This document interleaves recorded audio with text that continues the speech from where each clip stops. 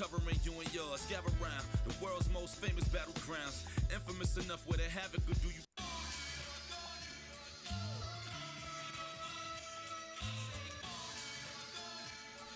All right, here we go. Salute to Knicks Nation on this Friday evening.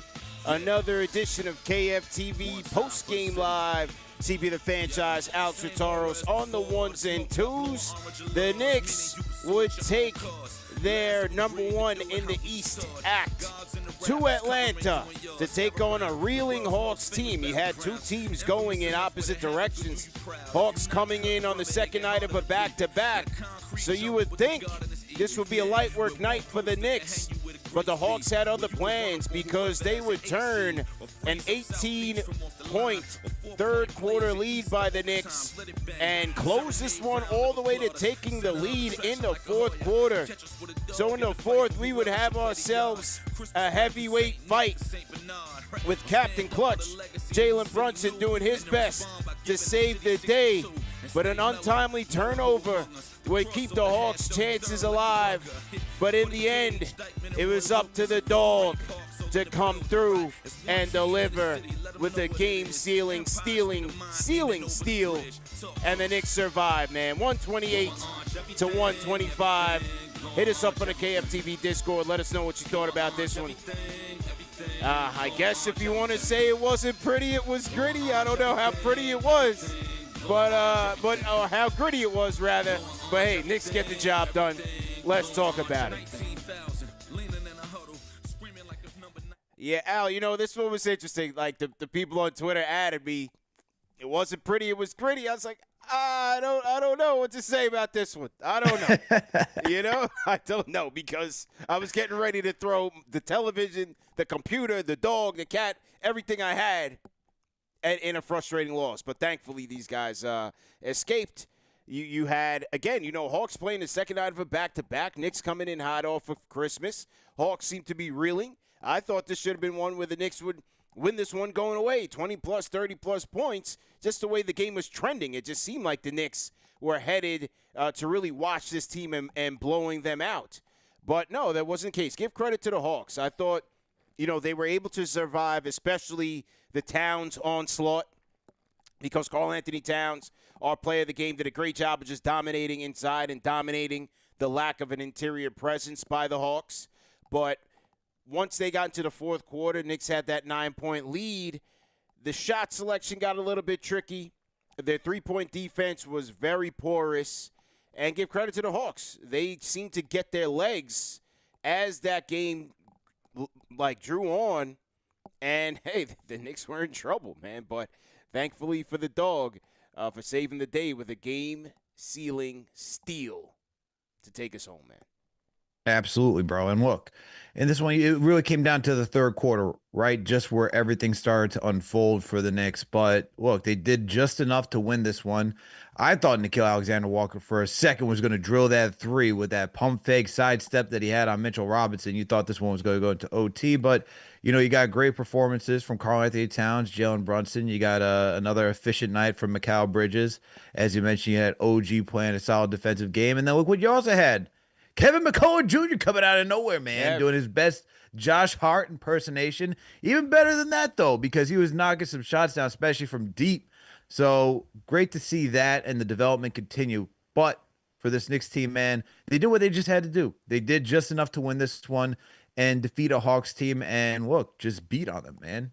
It's what you want to see from this team when guys are down. And, look, I kind of can understand where – you're missing some mainstay guys. You don't have Deuce. You don't have Shamet. You don't have Hart. Now you're going out there. You got Diawara in the starting rotation. You know, you switch that up with McCullar, who gets more minutes than him coming off the bench. And so Mike Brown's trying to figure out who's going to be the guys that close this game tonight and who's going to provide me some solid minutes. And it ends up being guys that we wouldn't even think of. But look, there's going to be some hiccups along the way when you have a lot of young guys out there. Now it's not just, you know, it's just not Mo, right? It's not Diawara only out there. It was Diawara, it was McCullar, it was Kolek.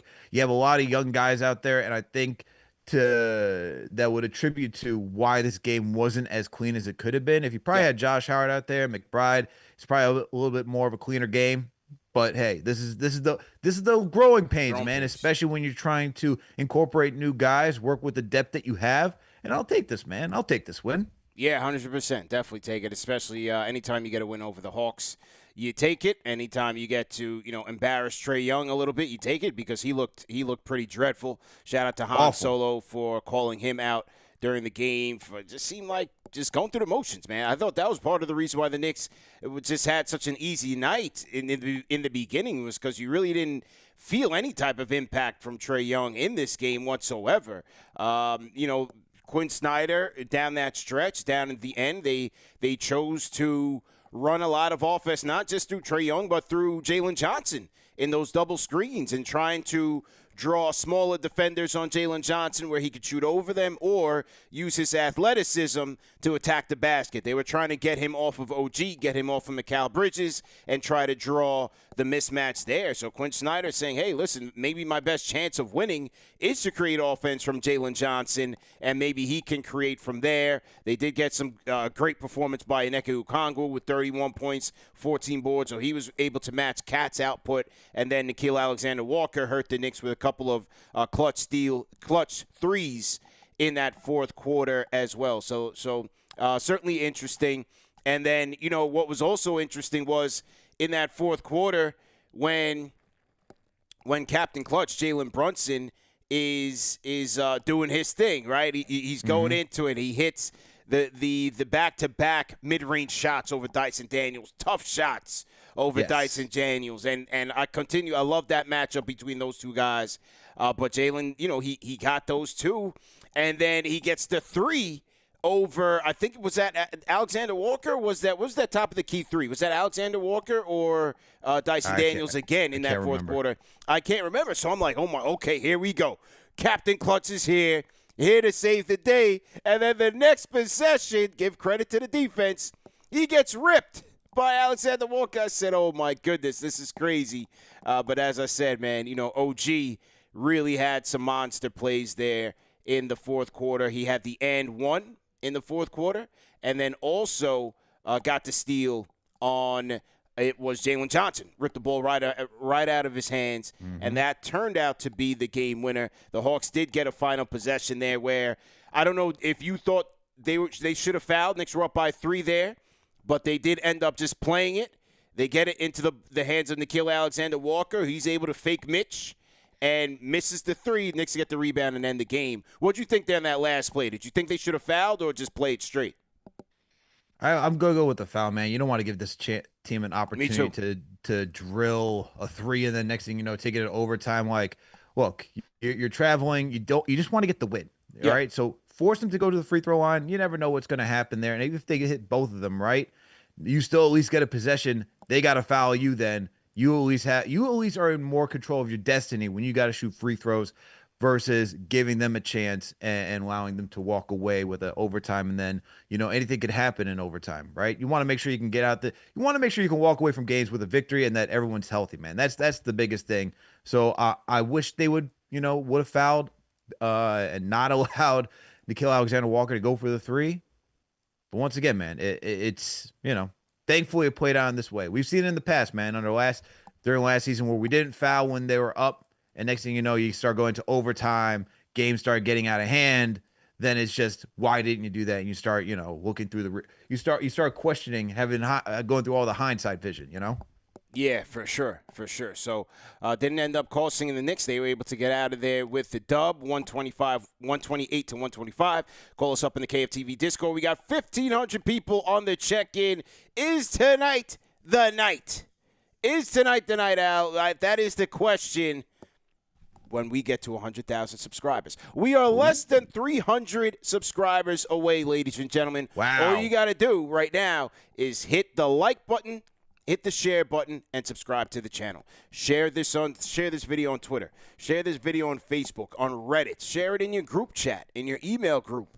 Whatever it is, wherever they're talking Knicks, they need to know that the #1 show for the fans, by the fans, is on and popping right now. And they are less, TM, 246 subscribers away from the elusive 100 KFTV. 100 KFTV, man.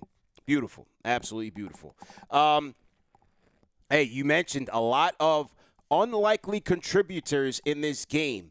Coming into this game, one of the game storylines was that Josh Hart was going to be out with the ankle injury, and now it seems like he's going to miss multiple games with the ankle sprain. So that means no New Orleans on Monday, and most likely no rematch against the Spurs on New Year's Eve, which is a little tough, and might not have one of our big leaders for that game against Wemby and the Spurs, who just beat OKC for the third time this year. However, as the Knicks continue to roll, man, this has been a next man up mentality for this team, and it's a storyline that has taken on storm with this team. First Tyler Kolek, and now tonight, his draft mate, Al, Kevin McCullar Jr. I mean, you know, you can't replace Josh Hart, but in terms of effort, in terms of energy, Kevin McCullar Jr. definitely did his part. He comes out in the first quarter, gets the Knicks 3 to 4 offensive rebounds of his 5 in the first quarter alone. So that's the energy, that's the hustle that you're talking about. And then how about this, Al, where Kevin McCullar Jr.'s game is primarily, since we've seen him, primarily based on his drives. His shooting numbers are really never that great. He comes in and knocks down 2 big threes in the first half. Right. Great energy by Kevin McCullar tonight, man. Excellent energy, man. And look, I liked how he was showing progress through Summer League, too.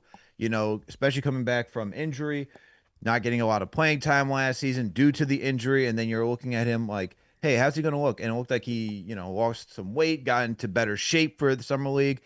And look, all that hard work that he's gone through and rehabbing and coming through, it's paid off dividends and seizing the opportunity that Mike Brown has given him. I mean, look, not only did he get the 8 boards tonight, 4 offensive, 4 defensive, right, and get you 2 assists as well.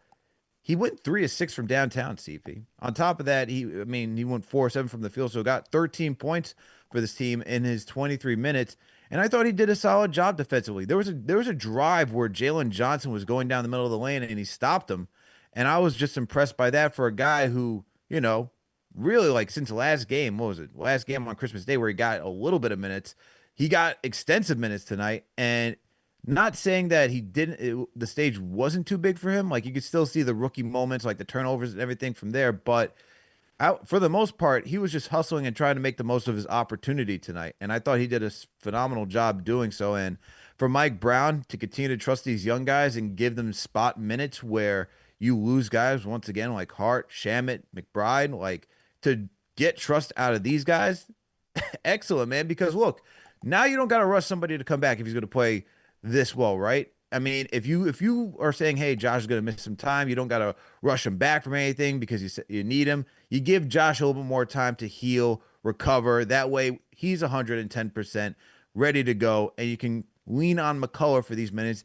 And not only does it help with guys recovering, it also adds to, if someone's not having it tonight, CP, you can go to somebody else on the bench. You now say, hey, I know what this guy can do. Maybe this is the energy that we need tonight. And let's say it's like one of the starters that just doesn't have it going. Let's go to McCullar, man. Like what they did. Let's go to Kolek. And I'm happy that Mike Brown is not afraid to give guys second, third chance opportunities to go redeem themselves and see what they've been learning through practice. So excellent job by McCullar tonight, man. It's not going to pop off on, you know, in the box scores, but excellent job, man. If you watched how he played tonight, phenomenal effort. Yeah, well, the offensive rebound certainly should, because, like I said, that's a big indicator. It's one thing to have a rebound fall into your lap on the defensive side, but on the offensive side, a lot of times, especially on the offensive rebounds, when you watch Mitch and some of the better offensive rebounders, that's going to get it. You're going to get it. You're going to get it in traffic over multiple people. So, you know, the one where he tumbles into the Knicks bench just to save the offensive rebound, then gets rewarded for the 3. I thought that was a signature play from him. And then even the corner 3 where on the Bridges drive and late in the third quarter, I believe it was, either late third or early fourth, that corner 3, man, torching the nets. And like I said, and this is the first game where we saw, first pro game where we saw from Kevin McCullar, where he was knocking down threes very well. Right. And because even, I mean, look, you could grade the Summer League competition in however you want. I don't know if this was a game where you were at with me where he dropped 36. Yes. But those are all attacking the basket. Yes. So I'm like, damn, I'm seeing Kev shooting threes out there. But overall, just moving a lot better than last year. The energy that he provided with this team, and that's a breath of fresh air for this rotation. So great job. He talked about it on the telecast. He didn't know his number was going to get called or that he was going to play this many minutes. But they talked about the fact that Josh Hart challenged the young guys in Minnesota to step up and help this team. And he took on the challenge. Great job by young player, man. Absolutely took on the challenge. And to continue on, McCullar driving to the basket, I think that to me was a more impressive thing outside of everything else that he did, because he was not shying away from contact. He was using his body to get his positioning. And even if it wasn't a clean look for a layup, he was still kicking it out to the perimeter to find guys who were open for three and just keep the play going, right? And for stuff like that, that's showing growth, that's showing maturity as a veteran. And look, I know this is still his second year in the NBA, but to do that at this point of his career and read what the defense is throwing at him, I thought that was very savvy on him. Now, like, look, do you expect him to go out there and perform like this every night? I don't know, man. Like, I truly don't know. But the fact that he was able to do this in a game like tonight against a Hawks team who, even though they're reeling, like, they still have talent. Like, you got to look at Ricochet, who's, growing in this league. Jalen Johnson's a tough guy to cover. Dyson Daniels has shown his mark as a defensive stud, right? You got Nikhil Alexander-Walker on the other side, too. Like, this is not no slouch of a competition for him to just get thrown into and just say, oh, let's see what you can do tonight. This is not like he's going against the Washington Wizards or the Utah Jazz. So for McCullar to come out there and play so well, man, once again, excellent performance by him. Yeah, for sure. Salute to everybody in the chat. Hit that like button, hit the share button, subscribe to the channel. Shout out to everybody who represented very well tonight at MSG South. You were heard loud and clear on the telecast. The boos with Trae Young at the line. It reminded me, Al, of just one of the many times that I've been in that building when the Knicks come into town. And this is when they had that good team with, like, stacked with, like, Joe Johnson, Al Horford, all those guys. And I remember that time, and they were booing Al Horford, and Al Horford was legit pissed off at the fans. It was that loud. So shout out to MSG South for being in there. Han Solo said it looked like it was 2-1 Knick jerseys in there. So it seemed like one of those nights, especially, well, Atlanta's a front-running town. So when the Hawks are in the midst of a 5-game losing streak, that people aren't going to come out, especially on a Christmas weekend. So that's an opportunity for Knicks Nation to come in there, step in, snatch up those tickets, and do what we need to do and root for a real team. So shout out to the Knicks fans who did just that tonight. We got a couple super chats I want to shout out, Al. Shout out to Just Dave 718. Shout out to Dave, franchise channel member as well. And he says, not a franchise channel member, but thanks for the super chat. He says, it wasn't pretty, but what a gritty win for our New York Knicks team tonight. Next man up per usual. Shout out to Kevin McCullar Jr. for stepping up, giving up an opportunity. Absolutely. Shout out to Kevin McCullar Jr. Outstanding night and well-deserved. He had tore up his knee. It was on an uphill climb coming in when the Knicks drafted him. He sat out. They didn't have much plans for him. The rookie year was supposed to be more of a rehab year for him. So he was in Westchester for the most part, 90% of his season. Came up with the Maine Ball Club just to chill and learn for the most part. And then, again, went through Summer League, had a good Summer League. I thought he was pretty good. Like I said, he had that 36-point outing. Looked pretty impressive. And then he got hurt again in Summer League. So, it was kind of a tough one for him. But great job by him to capitalize on that opportunity.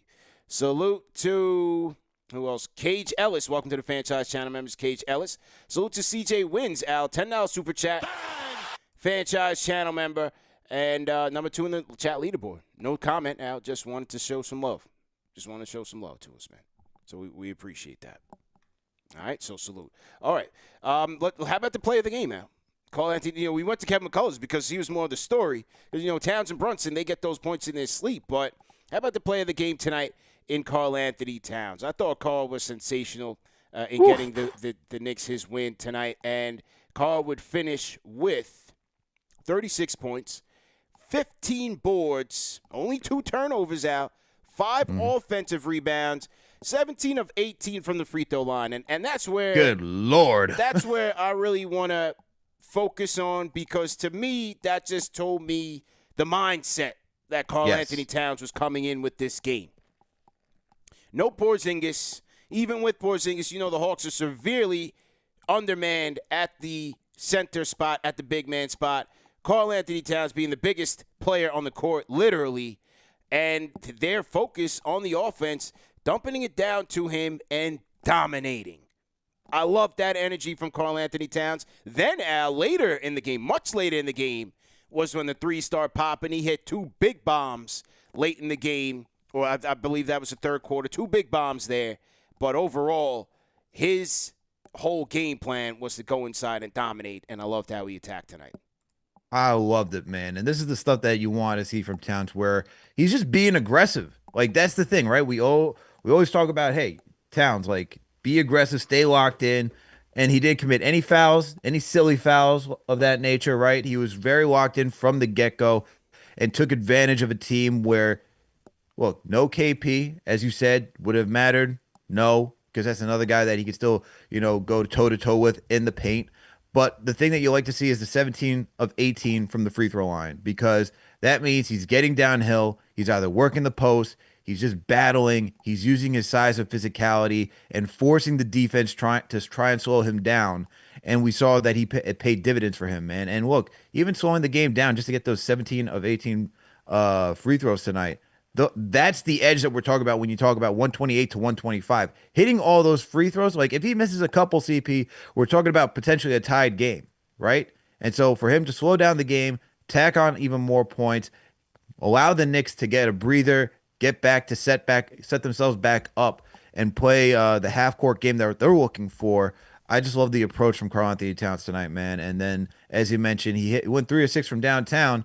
He started to open it up for the rest of the team. So once he started knocking down threes, it just opened up driving lanes for everybody else.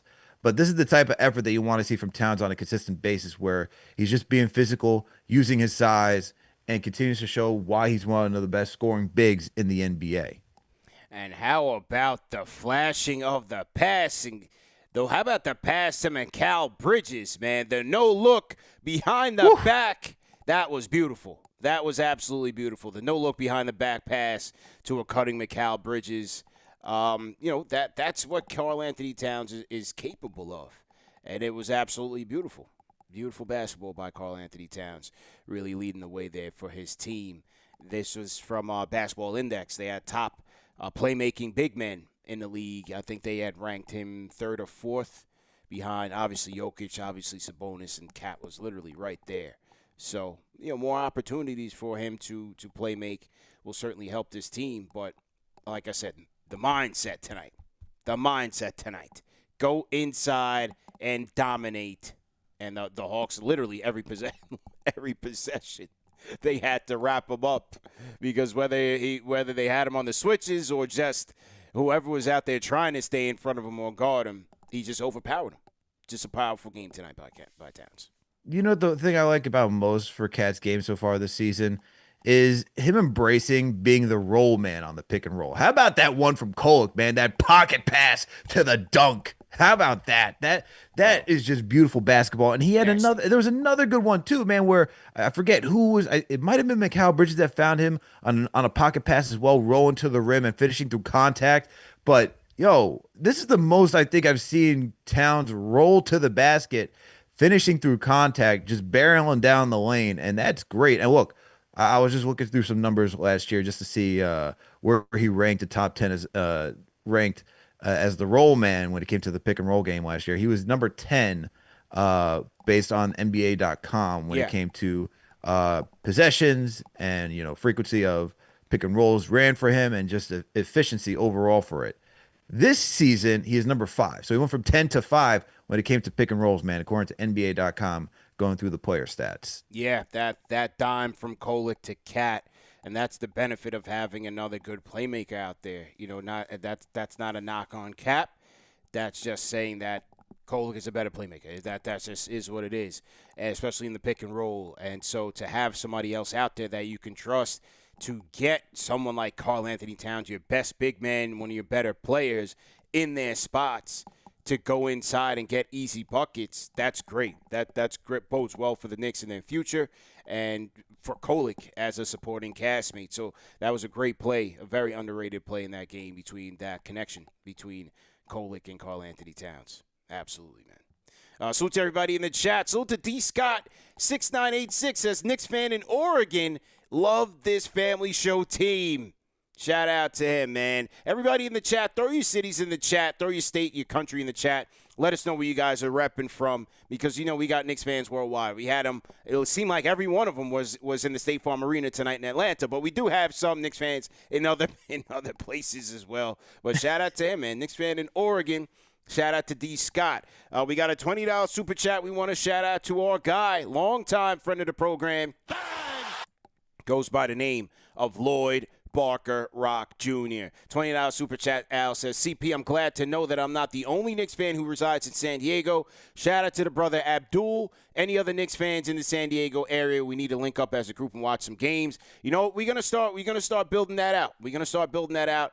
Our satellite cities where we're going to designate a city captain. Abdul will definitely lead up San Diego for sure. Al, you got New England holding it down. You got New England, but we designate some captains for respective cities, for watch parties, gatherings, for people who want to watch the game, man.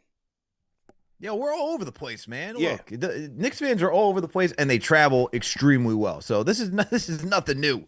Nothing new. Yeah. And look, we also got to admit, CP, like we know Atlanta fans are fair weather, all right? They probably care more about the Georgia Bulldogs, or Big time. the Yellow Jackets down there for Georgia Tech. But Hawks not so much, man. But also there's a lot of New Yorkers that, moved down to Georgia too, man. You already know what it's all about. Yeah, that is true. So shout out to our family down there in the A, man. Excellent showing by the Knicks fans in Atlanta. And speaking of which, let's get to the stadium report. Let's get to the arena report. Our guy Will from LI was down there, so we got to go to Will first and hear from Will with the stadium report. Will from LI, are you there, sir? Hey there, CP. Can you guys hear me? Yeah, loud and clear. How you doing, man? Hey, we doing good, man. We just coming back from the game. We are in the A, and oh my God, when I tell you, that thing was like a 70-30 split. Yes. 70% Knicks fans, 30% Hawks fans. And when we came out of everybody just started sitting there in the hall. Everybody was just saying it. It was amazing, man. I'll just get to the game points, man. Karl-Anthony Towns, big man. Big man. Everybody was too small. This is the cat we want to see. If Cat can really just play inside out, and I love the way what Alex mentioned of how we were getting him pocket patches. This isn't like Mitch, who sometimes he got the butterfingers. Cat got better hands. Get him in the paint, really back him in there. And once he was there was nothing anybody can do, man. It was great. But then the supporting class, man. What's the young kid's name? I'm forgetting his name. McCullar Jr. McCullar Jr. Right? Yes. Yes, McCullar Jr. Hey, man, great job today. The lights were not too bright. He really came in there. He supported the team. Captain, of course, Jalen Brunson doing what he do, hitting big shot after big shot. Just overall, man, it was a little bit eerie in there. I ain't even gonna hold you. I was like, oh man, I do not want to leave this stadium with an L. I'm just like, please, guys, can we please lock in? And everybody came through. So, I'm back at the hotel. I got to pack up to get ready to come back to New York tomorrow, but we got the dub in the A, man. Let's go Knicks, baby. Salute to Will from LI. Rate that call in the chat. Hyped Will from LI with the arena report. Shout out to Will, man. Definitely appreciate you. Get home safe. Be safe in the A. And don't go too crazy celebrating. Know your surroundings and just get to where you need to be. All right, let's get to LD on the Discord. LD, I'll mute your mic. Do we have LD? All right, LD. Yep. Go ahead one more time, sir. You hear me? Yes, we got you now. Got you. Yeah. How y'all doing? First of all, good, man. Good, man. Yeah. Merry Christmas, man. You're doing well, man. For sure. This game today was Mike Brown's interview when he showed up to the Knicks. Give me a roster, and I will do my best. Point blank. You know what I mean? It's I needed us to win this game because I don't mean to disrespect the legend because he's a legend, but I'm never calling him Dominique Wilkins ever again. His name to me now is Dummy Nick because the entire game. Nah, for real. What happened? Did y'all listen to this dude? No. Did y'all listen to him? We listening on MSG or we listening to CK on KFTV. I'm in the West, and I have to watch it on NBA TV. My goodness. Anybody who's in the chat can attest to this who had to listen to Dummy Nick tonight. Why, it was terrible. He came off like he wasn't he didn't do too much research. It was basically like Karl Anthony Towns might as well be the biggest bum in America. Every single time he was going in on the Knicks, especially Karl Anthony Towns. So for the rest of my life, it's Dummy Nick going forward. Anyway, back to the game. It is amazing to see. I appreciate you. You already know I appreciate Leon Rose and his team, but I'm glad Mike Brown is daring. He's trying things, and it's giving results. McCullar could come out tomorrow and shoot 0 for 100. Right? It's still a learning process, but it's good to see that these kids are being given chances to at least showcase what they can do. Because if you have an NBA jersey, you've been screened and proven that you can do something in the league, especially in this tight budget second apron league. You have to use your roster, and I'm so appreciative of Mike Brown trying things. I think he's kind of figuring out that, okay, Brunson and Cat, we still got to figure that out. But as we're figuring that out, let me get, Kolick and Towns running some plays and, just kind of figure things out as we go. But I needed us to win this game tonight because I wanted the kids, I wanted their efforts to be rewarded. And I'm so glad we won this game the way we did. And finally, Trae Young, respect. I would never disrespect you, but I'm sorry.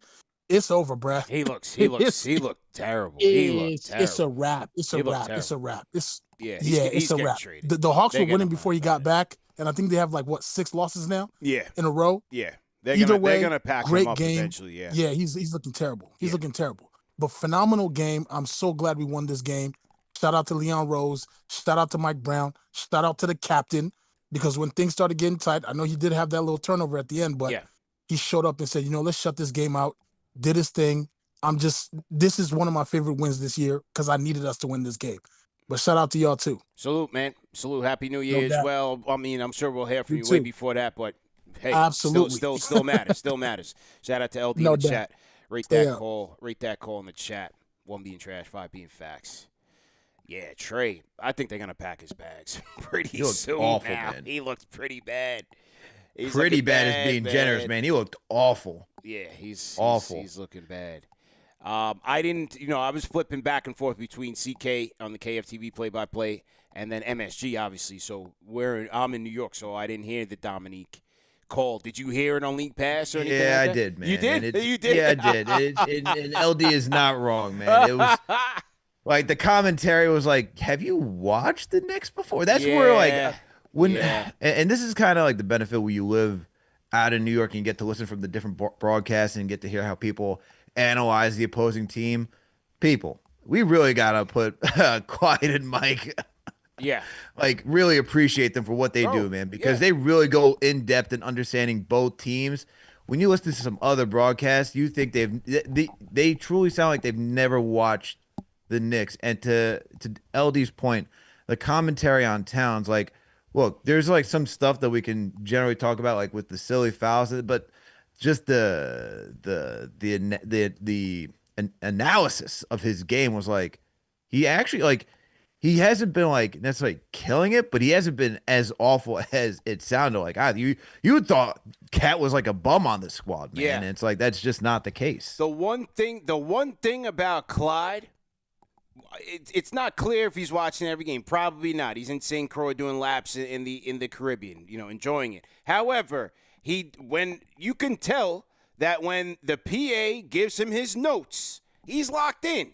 Clyde will tell you everything that's going on. The player's struggling. The player's in his personal life going on. He'll crack a joke. He's very prepared. By the time he gets that sheet, he's got it. And he's 80. So there's no excuse.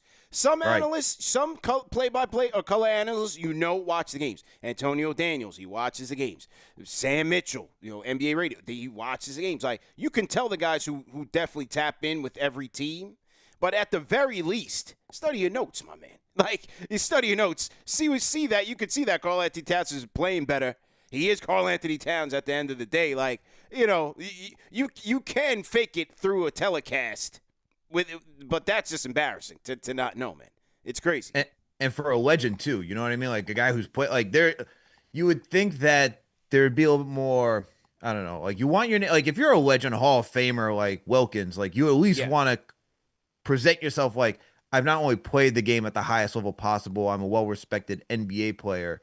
You know, I was at the peak of my powers, but I also, like, understand the game, understand the players. I'm still up to date with what's going on in the league, man. Like, if you're doing that at the highest level, you at least have to be that. Yeah, Clyde will tell you, Jalen in the chat, Clyde will tell you if a player got a case going on. Clyde be up on the tee, man. He's breaking down. He's up on everything, man. He's breaking McCullar Jr.'s love life down. Right? Like, Clyde don't miss. You know what I mean? Clyde does not miss. He catches everything. So, no excuse, Dominique Wilkins. Do your homework, man. Clyde is 80 years old, and he's, to me, this is one of his best years on the call. Between the entertainment, he's sharp, savvy with the play, with the analysis. I love Clyde, man. They're giving him enough time off, CP, where you can be like, all right, man, I'm enjoying my time. Yeah. You know, and when I'm back, I'm back. Yeah. Shout out to Clyde, man. We certainly have a gem. Let's not take it for granted. Al, we got 2,100 people in here in the check-in. TM, I need a subscriber count. Where are we on the road to 100 KFTV? Ladies and gentlemen in the chat, if you are not aware, this is the #1 Knicks show for the fans by the fans. We got 2,000 people in here watching. We are less than 250 subscribers from the elusive 100,000 subscriber mark. Never been done before on a New York-based platform, podcast, whatever you want to call it. 100,000 subscribers on YouTube. We need you guys to make it happen. Hit the like button, hit the share button, and subscribe. It is free to do so. Hit that subscribe button right now, and let's get to it. Let's get to it. 99,772, Al. 231 to no, 99,772. There we go. 228. 228. 228 away. Wow. 228 away. Let's go. All right, man. Let me shout out some more super chats that have come in here, and then we'll take some more calls. Salute to the people. Let's shout out to 86 Smur, franchise channel member, $5 super chat. Shout out to you. Bang! And they say, Knicks fan from the South, all the way from Jackson, Mississippi. I'll be at the game in New Orleans repping us hard. Appreciate it, man. 86 Smur, if you could call in on the Discord with the arena report, we would definitely appreciate that. We want to hear from you. Let us know what the vibes was like at the Smoothie King Arena. Let us know, was Knicks Nation in there repping heavy? I haven't been to a game there yet. So just let us know how it is. Be safe out there, and we'd love to hear from you. Also, shout out Al. David Valentine with a $20 Super Chat franchise channel member says, let's go KFTV for the fans, by the fans. Much love. Appreciate you, Alex and CP. Shout out to David Valentine, Al. Shout out to David Valentine, man. Shout out to David Valentine, indeed. CP, did you see who the defensive player of the game was? No, let's pull it up. Who do we got? Hang on. I sent you both McCullar's interview after the game and the defensive player of the game, too. All right. You know what? It had to be him. And rightfully so, Al. The defensive player of the game going home with the Timbs, the construction hard hat, and the vest. Kevin McCullar Jr. Give him a round of applause, ladies and gentlemen. Excellent job by Kev. It could have easily went to OG, but I think this is great for the locker room to give it to the kid, and he earned it. He definitely earned it. As you mentioned, he had a good defensive sequence. And how about this? We talked about Mike Brown and the trust and the tests that he's given the young kids. Hey, look, maybe Trey looked like roadkill today, but for a youngster like Kevin McCullar Jr., and that's your assignment, he threw him out there. Every time Trey was out there, Kevin McCullar Jr. got that assignment. So, it was a good test to run him through some screens. But overall, I thought he handled it very well. Great job by Kevin McCullar Jr. and well-deserved, man. Absolutely. I'm happy to see that he got Defensive Player of the Game. Good morale boost for the team. Good morale boost for McCullar himself. Rightly so, man. And like you said, look, he had this is no slouch of a team. I'll keep saying that. Atlanta is reeling, but the talent is there. There is no easy assignment for McCullar tonight. There's nowhere where you could say, all right, we'll hide him over there to make sure that, he doesn't get exposed, okay? Yeah. He went out there and performed. So I'm happy to see it, as LD and everyone else is talking about, especially on socials.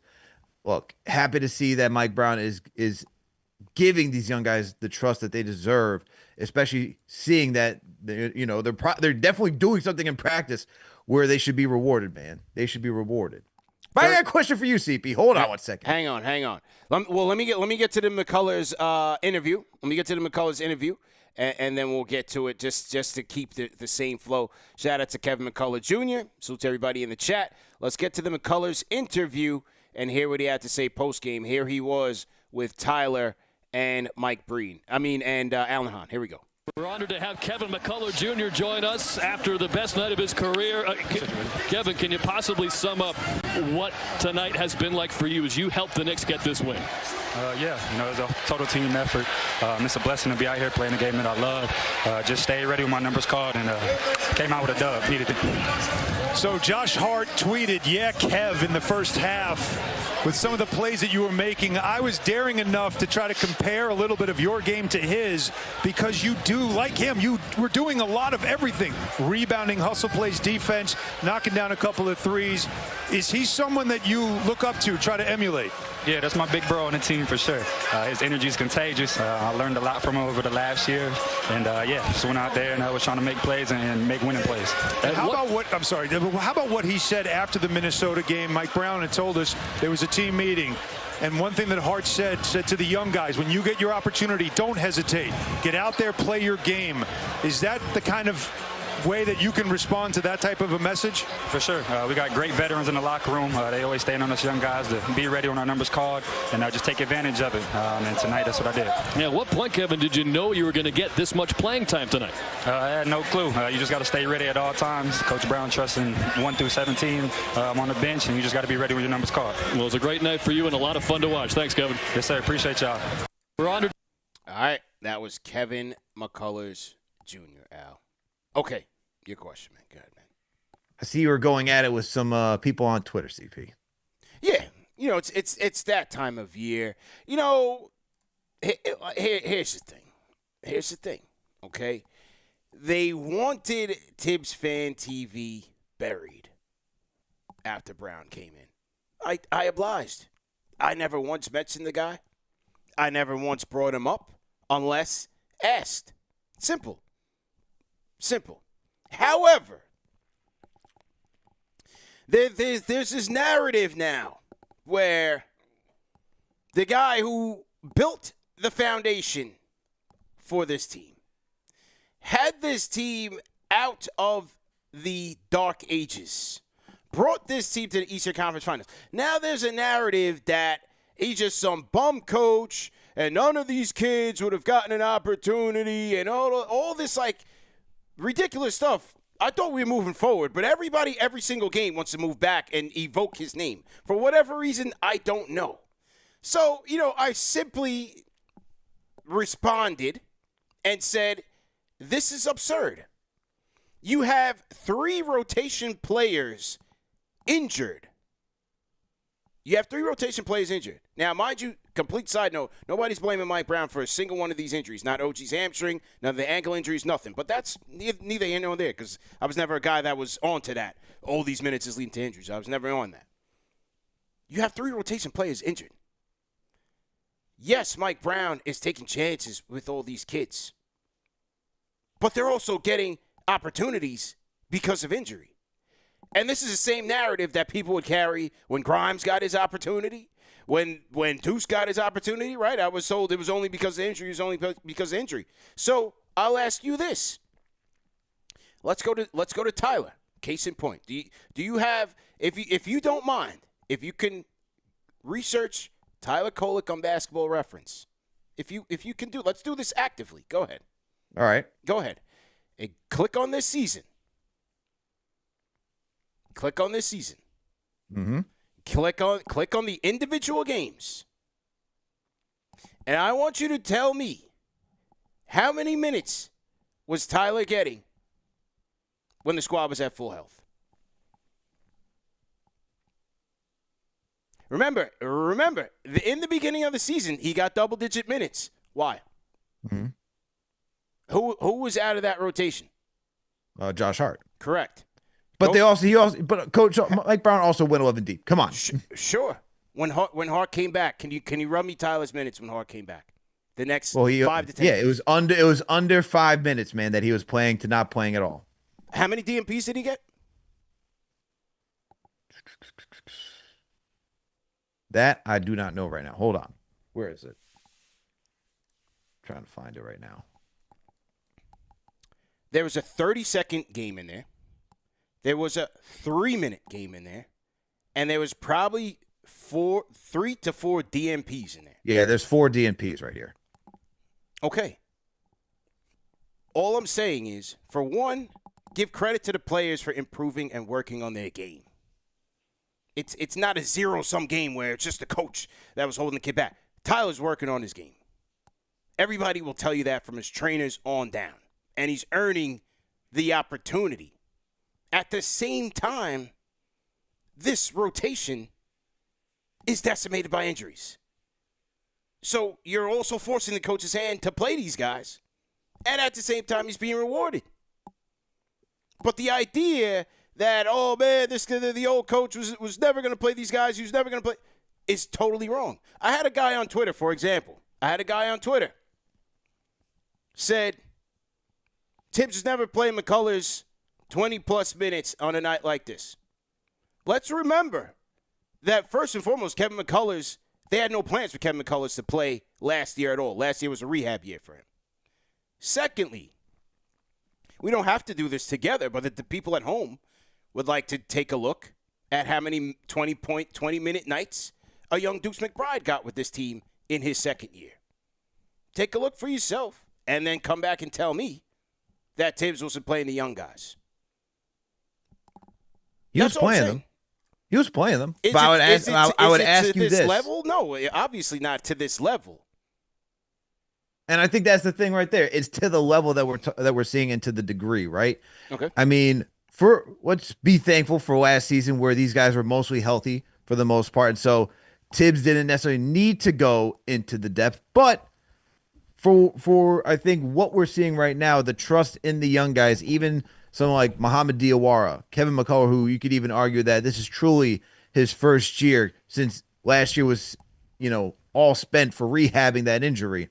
Yeah. Do you think Thibs would have played these guys in these type of minutes, or would he just stuck with a lot of the vets and just played them 38-plus minutes because that's what he was going to do because they didn't earn it? I think a player like a Diawara who leans defense first with those type of tools, I think he could get in this situation where players are hurt.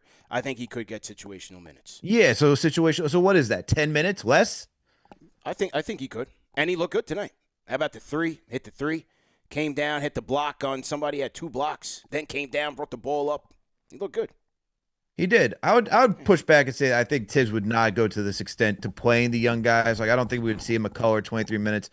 I think if Cole played the way that he did at the beginning of the season, we wouldn't see him for a lot longer. He'd play a few more minutes than what we're seeing right now, even due to the injuries. Because let's even go back to where we had Fournier, Kemba on this team, and guys just were not producing. And you're looking for the head coach to just say, let's switch it up a little bit. Let's find some answers over here.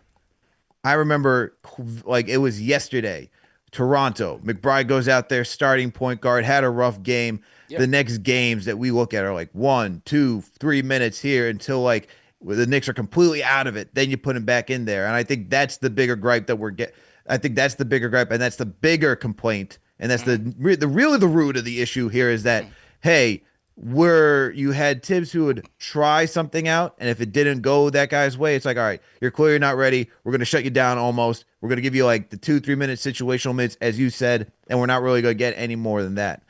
Whereas you look at Mike Brown here, and he's like, all right, you didn't play well to my liking in the beginning of the season, even while we were going 11 deep. Now, due to injuries, I'm going to give you another chance, and I'm going to see how you produce. And he's given these guys also the confidence to stay out there and learn through the mistakes, which I think is the bigger thing, man, that Thibs didn't always let these guys learn through their mistakes, especially first, second-year guys. And now you're seeing that with Mike Brown, even whether it be a first, second year guy, and it's paying dividends for him. So I think that's really where the root of the conversation is coming from. Okay. Well, I'll say we'll see what happens when the squad is at full strength. That's all I'll say.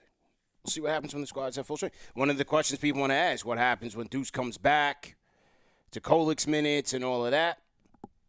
All right. Let's see. Maybe he goes 11, 12 deep. Maybe. I mean, he did that out in Sacramento. He's more than comfortable doing that. Okay. He did say he'd rather 8.5. Or what did he say? 9.5. Is that what he said? I can't remember what he said, but probably like 8.5 for like a postseason is what he wants. But you know, during the regular season, he wants. I'm sure he's thinking about keeping guys fresh, keeping guys involved. I think the last thing that he wants to do is just take a guy out of rhythm, right? Yeah. So, like, would you rather have Cole just sit on, like, oh, thanks, Cole, you're playing really good right now. We're now going to shelve you because we don't need you anymore because McBride, Shamet, all these guys are back, and we're not going to keep you in rhythm because, God forbid, another injury happens or we need another playmaker. We're just not going to give you that time. I just do not see that working out very well for this team. Hang on. Let me interrupt this conversation. We got a $200 super chat from our guy John Shin. Shout out to our guy John Shin, man. Shout out to John who says, Shin. hey, he says, Merry Christmas, Happy Holidays, Happy New Year's. Thank you, guys. Are we at 100K yet? Also, what the Kevin McCullar Jr. Shout out to John. TM, if we could put in the countdown, how many more to go to 100K, please let us know. Shout out to everybody that's on KnicksFanTV.com right now. Make sure you get your merch. 100 KFTV merch on the way. Manuel quickly. 10th in NBA Sixth Man of the Year in his second year. Second, and we also thought he should have won. Should have. In his third year under Thibs. We talked about McBride's come up. His next contract. Oh, by the way, he's having his best year of his career this year. His next contract, maybe he'll cut Thibs a little check. Quentin Grimes started in the playoffs in his second year.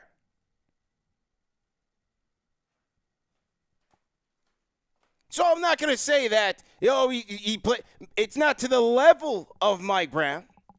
It's not to the level of Mike Brown. But also, Mike Brown is dealing with a roster that 90%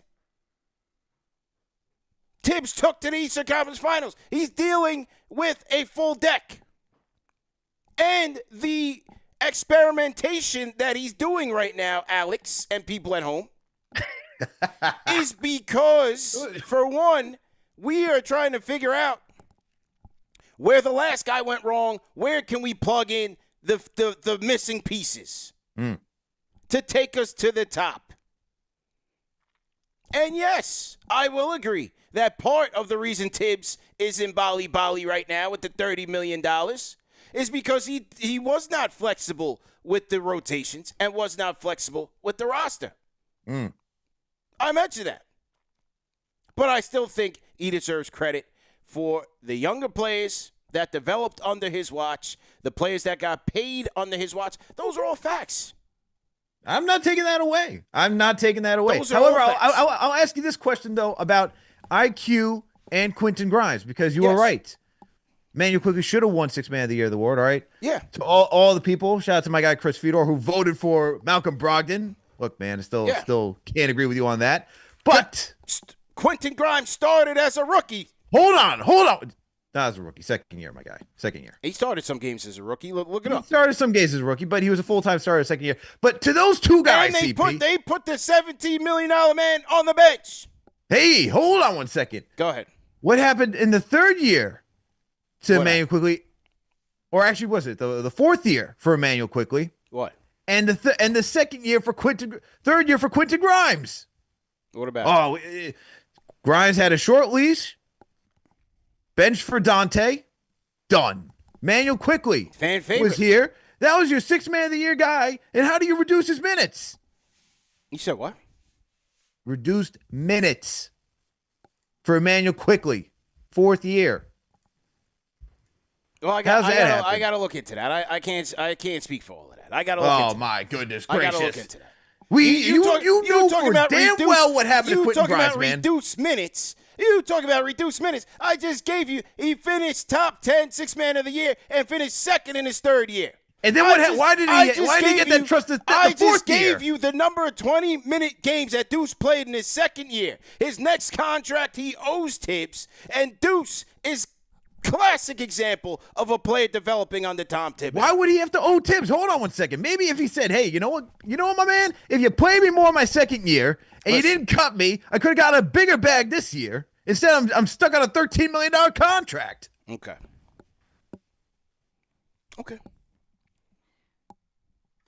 Listen, all I'm saying is this. And G5, shout out to G5 in the Bronx, saying, can we give Mike Brown credit as opposed to Thibs? He's playing the young guys. That's not the point of the argument. I never once said don't give Mike Brown credit. I've been giving Mike Brown credit since he got here. Y'all gotta listen. The whole point is this. The Thibs Knox is absurd. He's in Bali enjoying his $30 million. Let the guy go. I didn't bring him up, Al. I never brought him up not one time this entire season. He's gone. He did his work. We thank him for his service. When he comes to the Once a Nick, Always a Nick barbecue, I'm going to stand up, give him a standing ovation. All of that. But every single game, these people with their Thibs derangement syndrome, right? Isn't that what they call it? TSD, TDS, right? Isn't that what the people call it in politics? You Trump derangement syndrome? Well, you guys got Thibs derangement syndrome badly. Even when this Knick team is in first place, cooking on all cylinders, best team in the East, y'all still want to evoke Thibs. So maybe those people missed the guy. I don't know. I was been ready to move on. I've been ready to move on.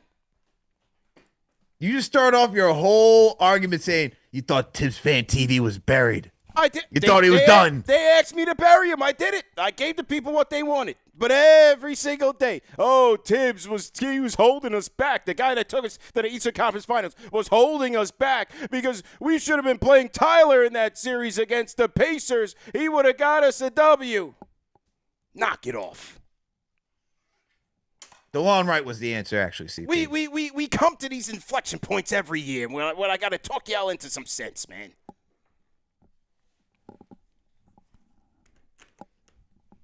Let me charge my computer before we end the show prematurely.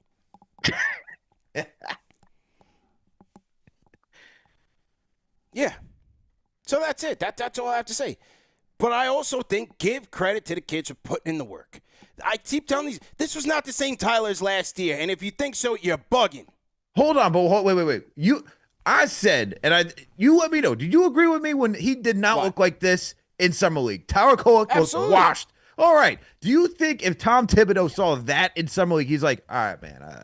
No, but I'm giving you some play time. However, I also agree with some people who say the guys he was playing with weren't exactly, ahead of the class, if you will. By the way, that was a sleeper 80s show, 80s sitcom, Head of the Class.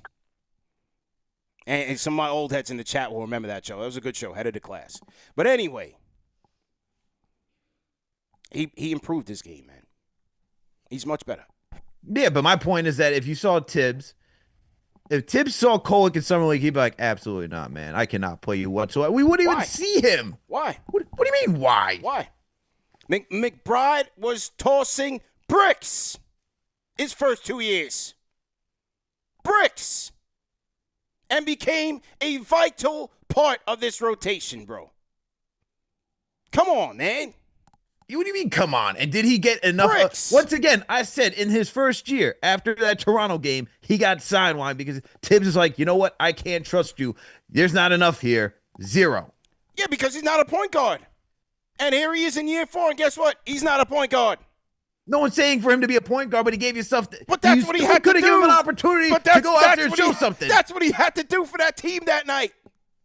That's what he had to do. He had to run the point.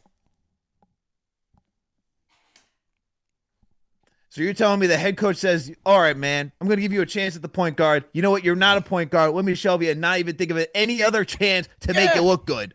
He said, let me bring you back when we can play at your A game, which is to be a sniper and play some defense, and that's what he's been doing the last 2 years. 11 points per game this year with 44% shooting from downtown. This is why the backup point guard spot is so vital and why Tyler is coming in here and getting those minutes.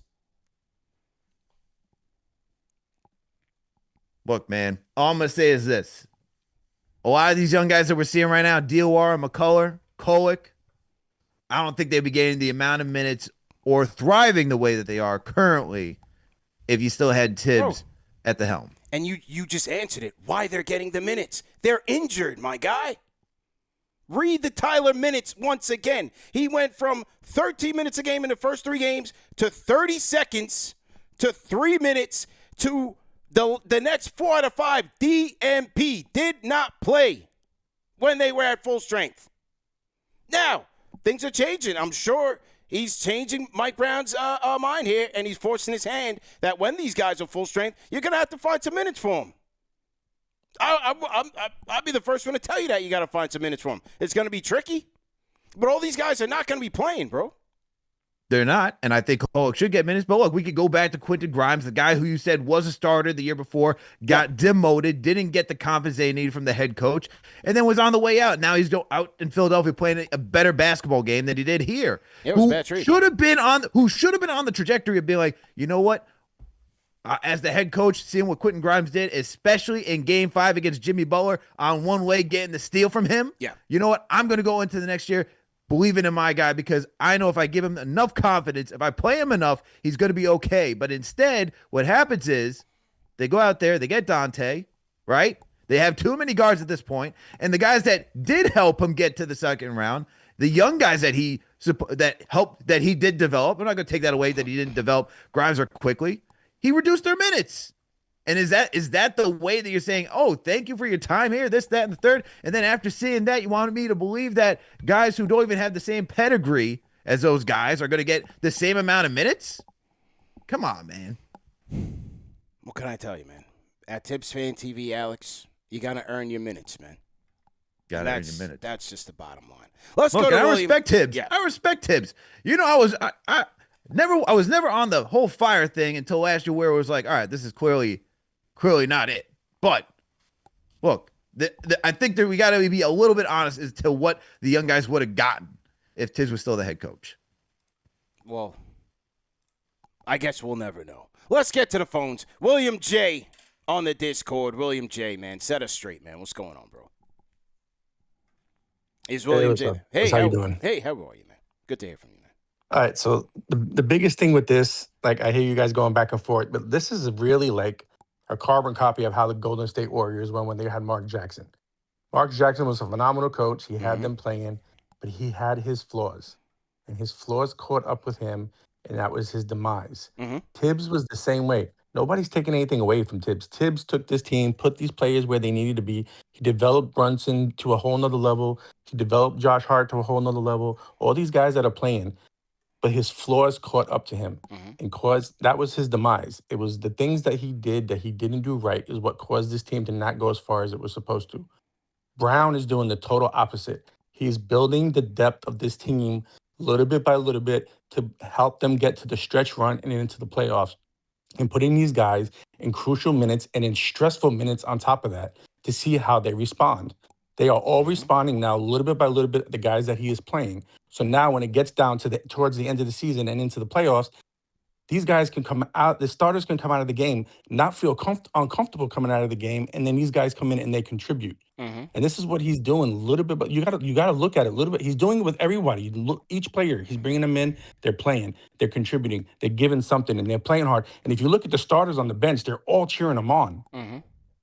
They're pushing these guys to play hard and see what they're getting. And if he keeps going further into the bench, these guys are all going to have, and if somebody has an off night, hey, come on, man, come on the bench. Let me put somebody else in and see what I can get out of him.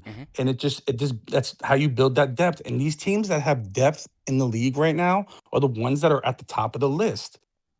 And you have to have that depth. If you don't have the depth, you're not going to last, and you're going to get burnt out, and you're going to get tired. And that's what happened to us last year.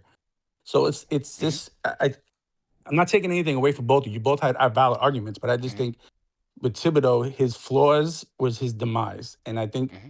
every year he was getting the flaws just started catching up to him more and more, and it caused him to get out. And then with the same thing with Mark Jackson. When Steve Kerr came in, he did all the things that Mark Jackson wasn't doing. And then look what the Golden State Warriors did. He developed everybody. He had a bench. He had depth, and they were winning championships. So like it's just Thibs will always be respected for the things that he did. I just think that his flaws was his demise. Okay, rate that call in the chat. 1 being track, 5 being facts. William J on the Discord.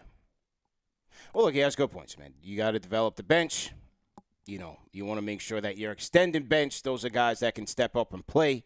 You don't want, dead weight like the campaigns and the Preciouses of the world, to have to rely on those type of guys. But this is good. Again, this is good at this point of the season to have these different guys getting the experience.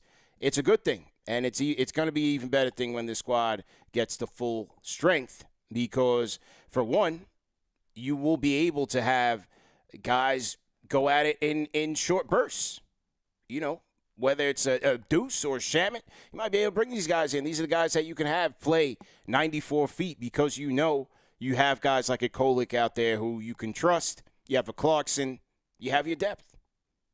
So maybe these guys can go out there, play a bit more physical, take more chances, because you can lean on some of the guys at the back end of the rotation. Your thoughts, Al?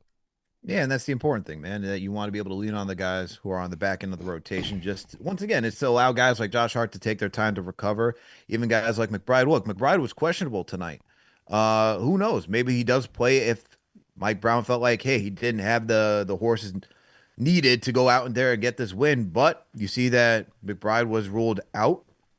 Hopefully it's no setback in the rehab process, but there could also been a belief that, hey, we have enough guys on this team right now to go out there and get this win against the Hawks, regardless of what is going on with that team internally, that they still had enough to go out there and go compete. And hey, that's the importance about having depth, man, and utilizing and experimenting to see what you have on this team.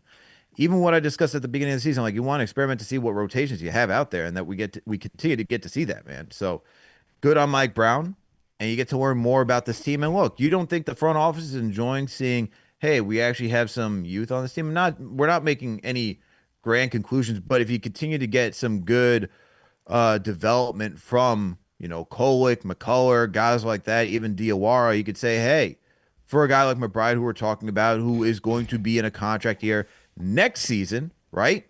And you're thinking about the second apron, maybe that starts to become trade fire to go get a draft pick for you, right? Maybe that he becomes somebody saying he might have to be expendable just because of the salary cap implications that we have going on right now. So this is definitely part of the plan of what the front office wanted when they not only said they wanted to focus on winning a championship, but they also wanted to strengthen their development process for the franchise as well. Well said. All right, well, let's get to let's run through the key stats of the night, man. We didn't even get to that yet. We're an hour plus into the show. Let's get to the key stats tonight. Brought to you guys by DraftKings Sportsbook, and then we'll get to some more calls. Both teams shooting fairly well from the field. 48% for the Hawks, 45% for the Knicks, Al. Knicks did shoot 35% from downtown compared to 40% for the Hawks. That was a big reason they got back into the game. Both teams hitting to the free throw line quite a bit. 32 attempts for the Knicks, 27 for the Hawks. Knicks shot 84% from the free throw line, 81% for the Hawks. Knicks did dominate the rebounding battle, as you would expect, with the size edge, 55-37, including 19 offensive rebounds. The assist battle won by the Hawks, 33-27. Turnovers, 14 turnovers by the Knicks led to 20 Hawk points.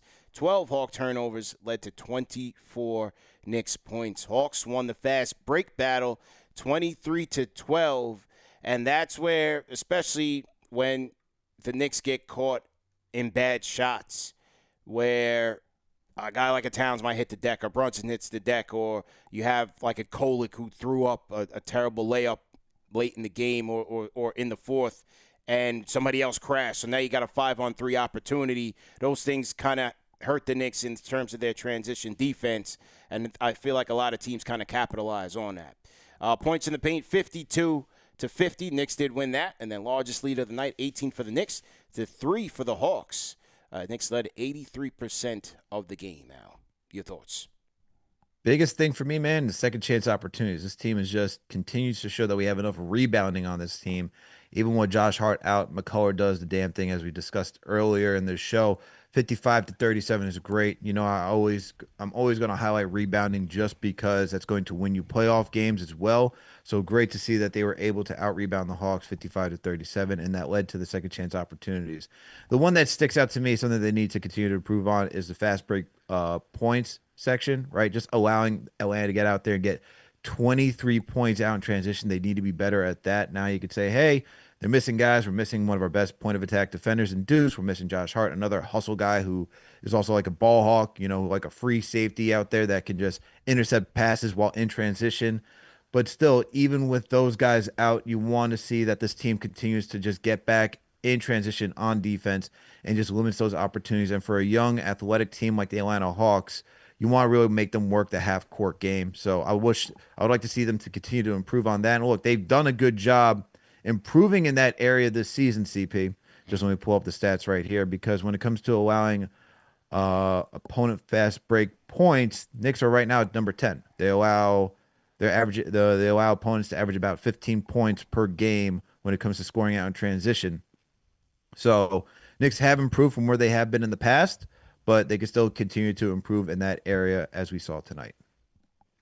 There you go, man. I'm going to go with the rebounding battle. That was easy, for the Knicks to dominate between Cat and Mitch. To me, that was part of the reason they were able to extend their lead up to 18. Like I said, I thought the way that they were trending, they would have watched this team and blew them out. But give credit to the Hawks for fighting, being a professional team, and coming back in front of their home crowd, or quote-unquote home crowd. But either way, I'm going to go with the rebounding battle. To me, that was key here for the Knicks. But also the fast break, where the Hawks really dominated there. I'd just like to see the Knicks just get a little bit better in terms of their transition D. And like I said, part of that is just having the numbers disadvantage when they get caught in tough situations offensively. But sometimes even on makes, teams are running on the Knicks and running to score. So that continues to be a weakness, a carryover from the Thibs era that I'd like to see them clean up. But either way, great job overall and a solid win. The key stats of the night, Al, brought to you guys by DraftKings Sportsbook. Salute to our guys at DraftKings Sportsbook for sponsoring tonight's show. And listen, man, the holidays are here, and whether it's Brunson, it's Towns, it's Tyler Kolek, whoever you like, man, DraftKings Sportsbook, an official sports betting partner of the NBA, is where you want to be. Don't forget, DraftKings has your back with early exit. If your player goes down in the first half, you still get paid in cash. All right, so shout out to our guys at DraftKings for that exclusive perk.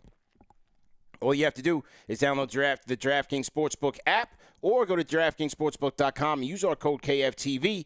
Bet $5 and get $200 in bonus bets if your bet wins. If you have a gambling problem, call 1-800-GAMBLER. In New York, call 877-8-HOPE-NY or text HOPE-NY. That's 467-369. In Connecticut, help is available for problem gambling. Call 888-789-7777 or visit ccpg.org. Please play responsibly. On behalf of Boot Hill Casino and Resort in Kansas, pass-through or per-wager tax may apply in Illinois.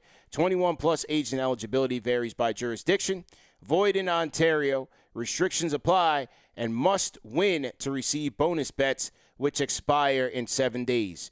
Minimum odds required. For additional terms and responsible gaming resources, see dkng.co/audio.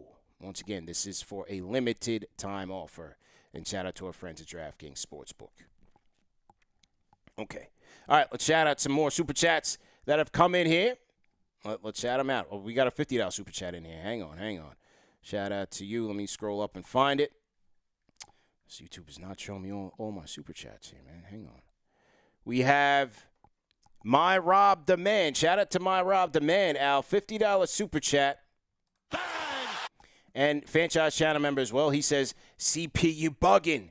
Thibs would rather play 7 guys rather than Kolek, Mo, Kev. Leon had the perfect bench and was forced to trade Obi, Grimes, and the simulation. Also had to trade Jalen Duren pick because he tops management. He wouldn't play because he tops management. He wouldn't play a rookie because Thibs told management he wouldn't play a rookie. Hey, your thoughts on that, Al? Because so my thoughts on the super chat or my thoughts on look, man. We don't have to go debate the entire Obi situation. We already know how that. All right.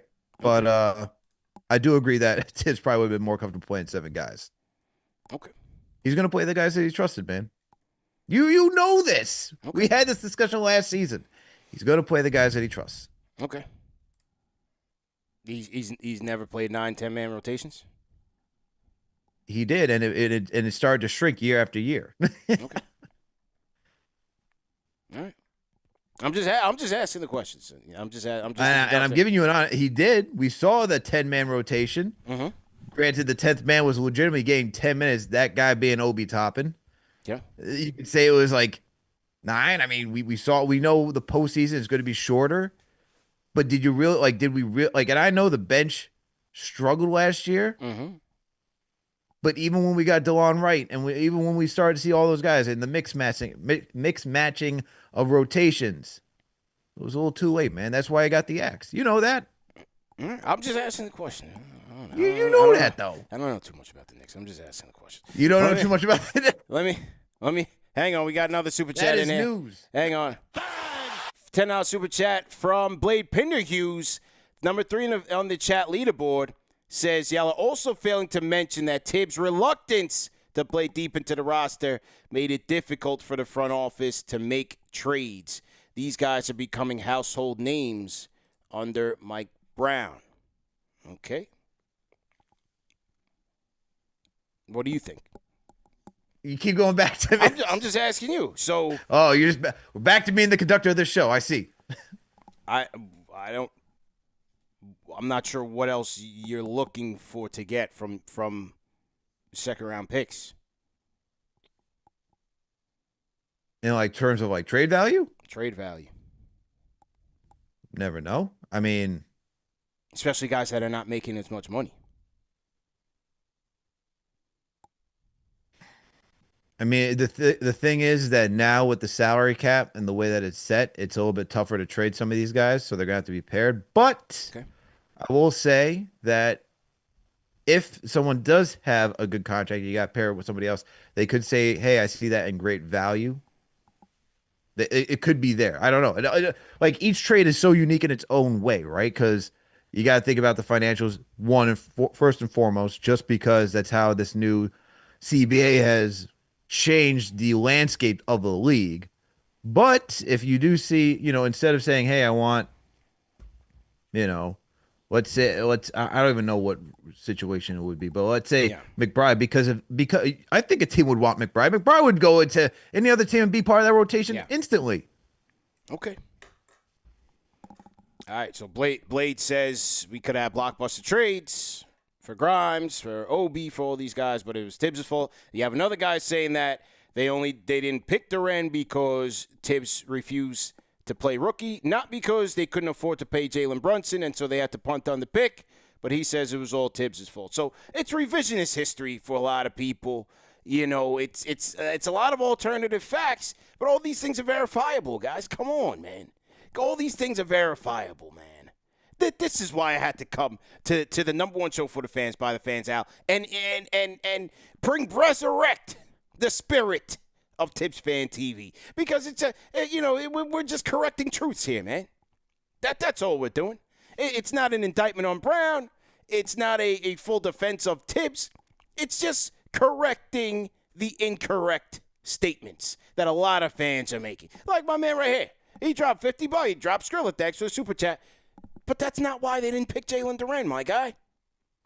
That's not it. They actually went to try to get Jaden Ivey. Facts. But to your point, they didn't draft him because it was to pay Brunson. Not because Thibs said I don't play rookies. Like, come on, people. Do your Googles, man. They packaged up RJ and Quick to bring you the dog. Did you see what the dog did out there today? Pivoting. Stole the game ball from Jalen Johnson like he stole your lunch money. They traded for the guy. They still haven't lost the game yet. Yeah, they lost a couple of games, but he's that good, man.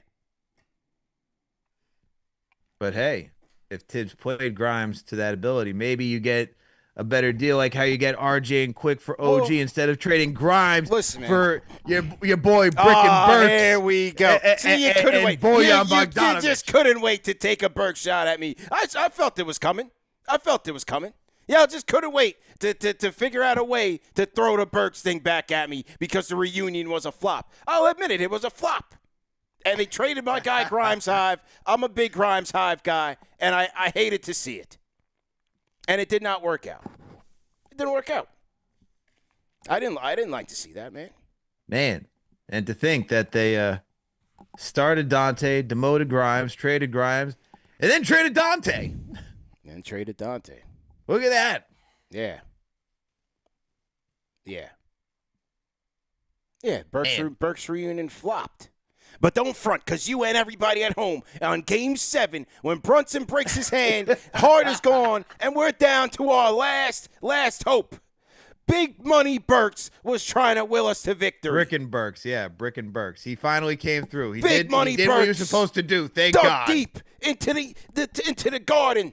He said he channeled his inner Willis and all of that. He said, come to me. And he tried, man.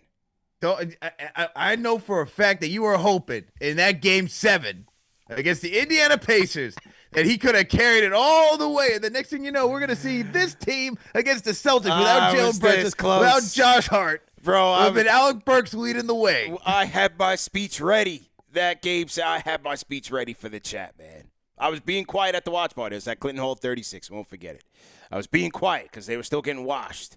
I said, don't let Big Money drop a 50-piece and win this game for us. I would go rogue.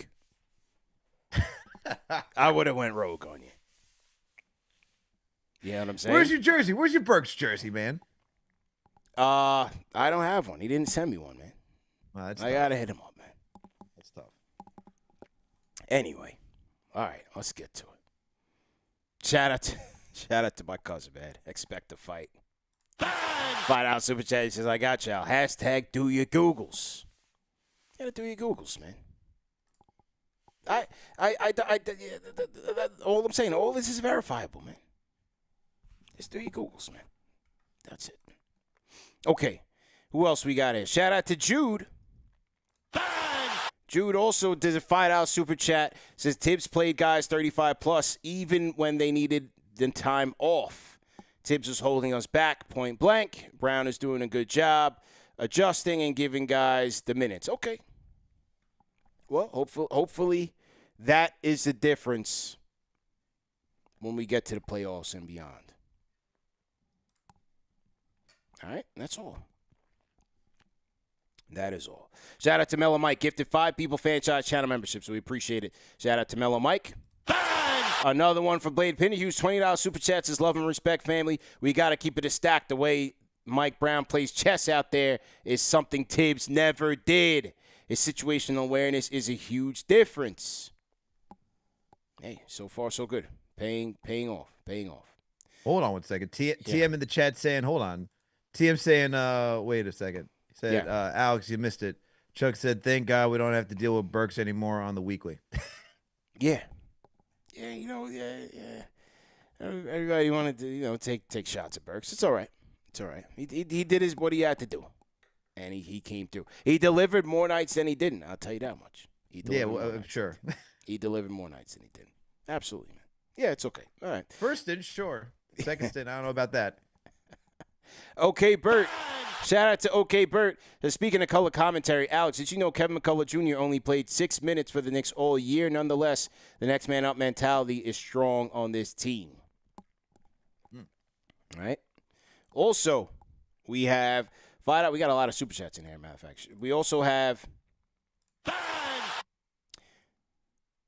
Nickstopolis, $5 super chats is exactly why I stream through the NBA app to switch to the Knicks broadcast. Salute to CP and the entire crew.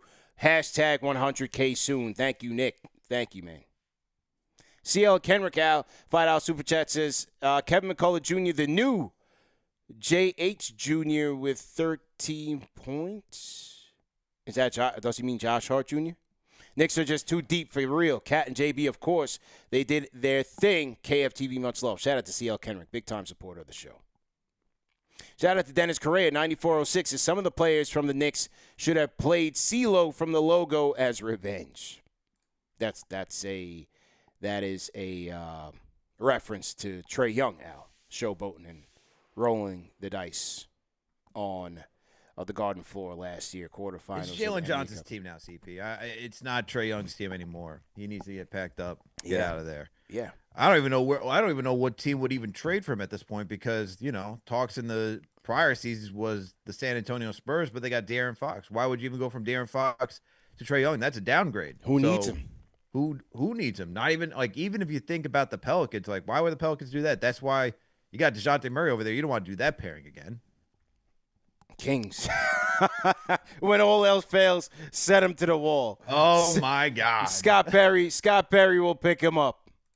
When all else fails, just send him to Ninja P. And with all the reacclimation projects. There we go. Let's fix it. And they'll work on it from there. That's it. That's the solution, man. We figured it out. When all else fails, you send him in Scott Perry. Brody's on the way out, so send him in Scott. Okay, who else we got here? TM, how many more? 213 more from 100 KFTV people. Make sure you guys are hitting the subscribe button.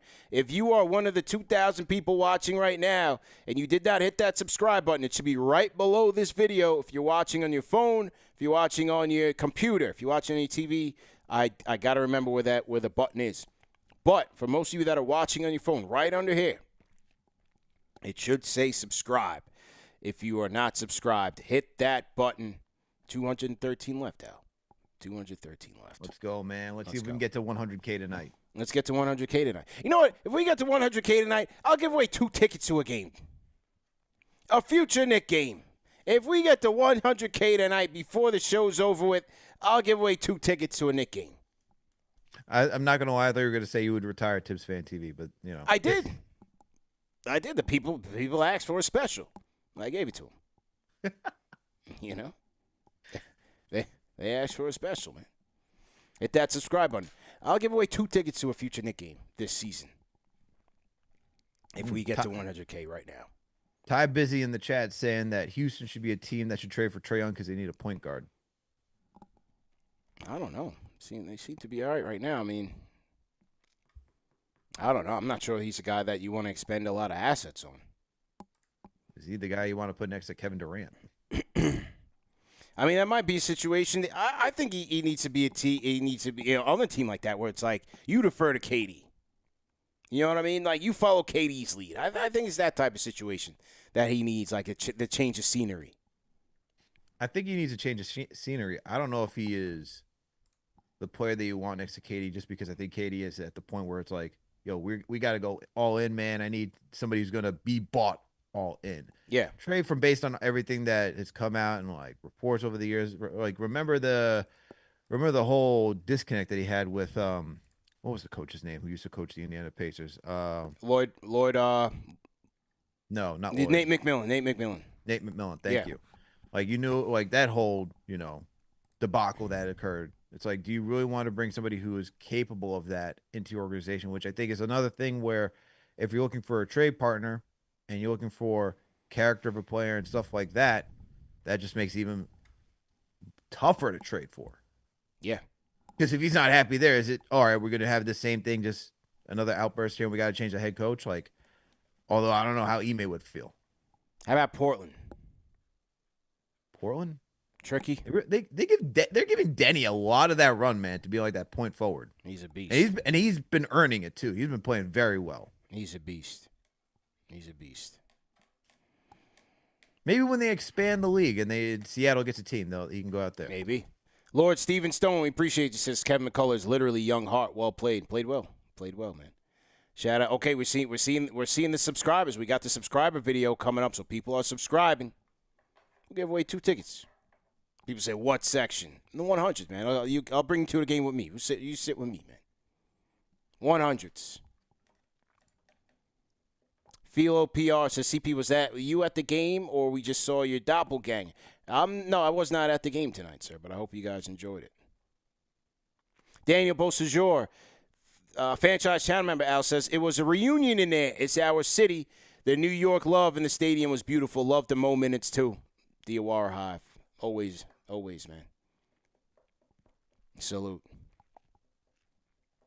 Some good restaurants down in the A, too, man. Some good new ones. Some good new restaurants opening up down there. When are you going to head back down there, man? Probably for the next game that they play them, it's April 3rd. I think it's a Monday. That one's a little bit trickier. So most likely next season. But we'll look for the next city on the tour in 26 and get to it. Denver's definitely we're checking Denver. We're going to Denver. Definitely. LA for sure. All-Star. And then we'll figure out the rest of the LA stuff. But yeah, those 2 we can pencil in for sure. We'll link up with the Left Coast Knicks people and Denver for sure. We're definitely doing the Denver thing. Yeah. Oh, they said there was a guy that looked like me under the basket. That's funny. JC, salute. I am Halo68. Hit that like and subscribe, y'all. 100K. TM, where we at?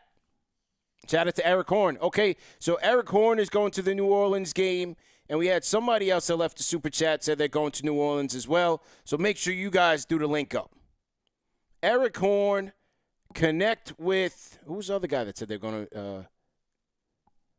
Is this the same guy? Eric Horn. We got another guy from Jackson, Mississippi, 86 Smur, that's going to the game. Are you guys related? We got 2 Knicks fans from Jackson, Mississippi in here. That's crazy. Wow. Yeah. All right, well, either way, man, y'all link up and do the thing. How'd y'all end up in Jackson, Mississippi? That's a good question. That's a good question, too. Yeah, holding it down. All right, WayTooMelo in the Discord. Get on mute your mic. WayTooMelo. Yo, what up, y'all? How you doing, man? I'm doing great.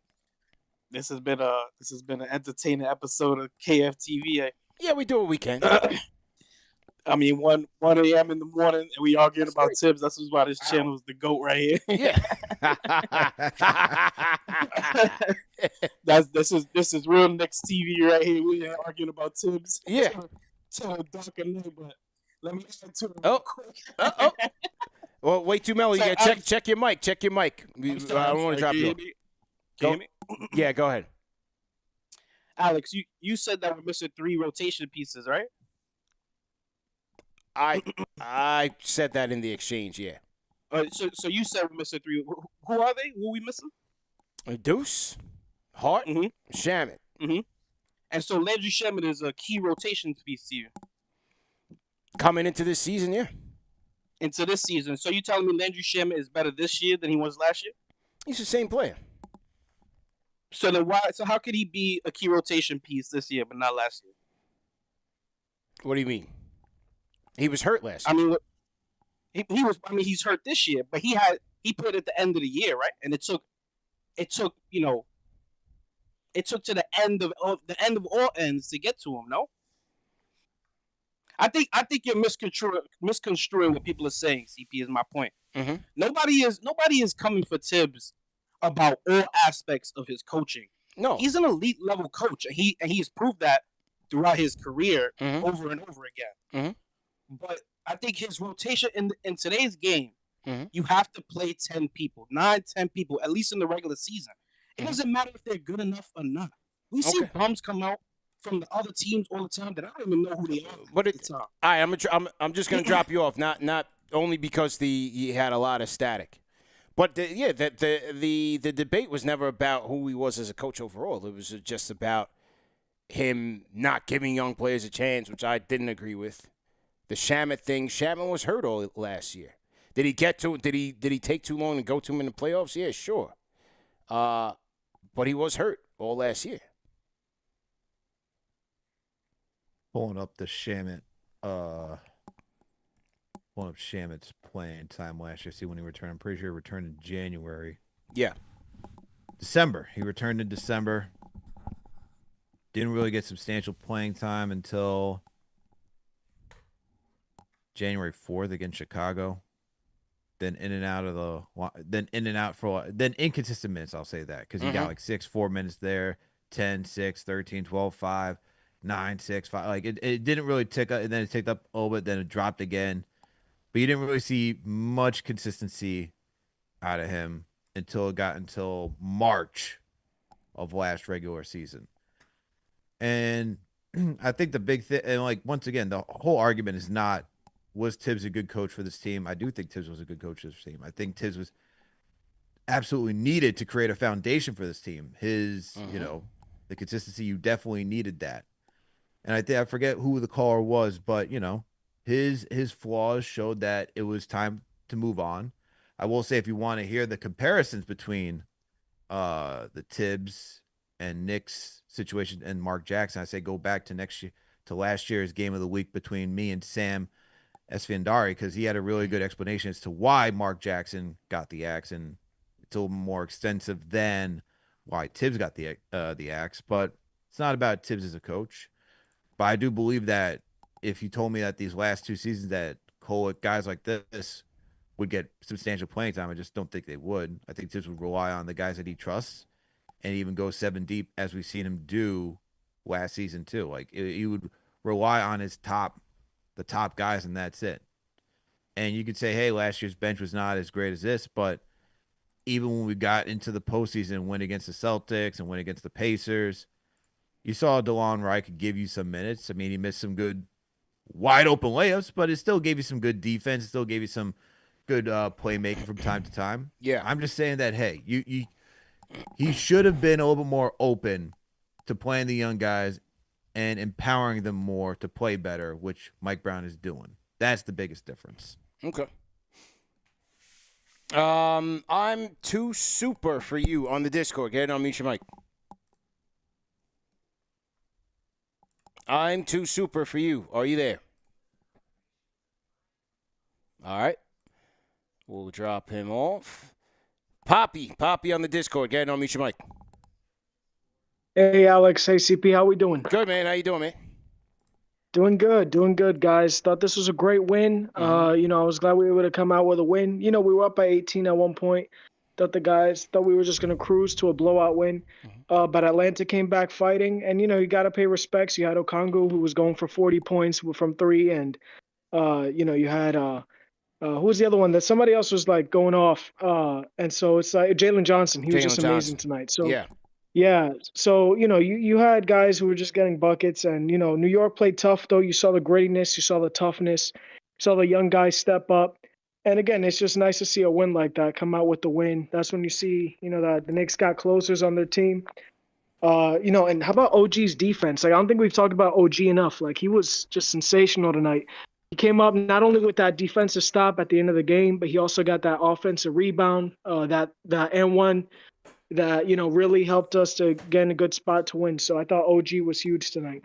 And Diawara's out there looking like a baby OG. Like, he's just playing great. He had some nice takes of the rim, nice threes. So, yeah, it's nice to see production from the young guys. And, yeah, like Kevin McCullar also, it just looks like a Timu Josh Hart out there. Like, he was just playing great.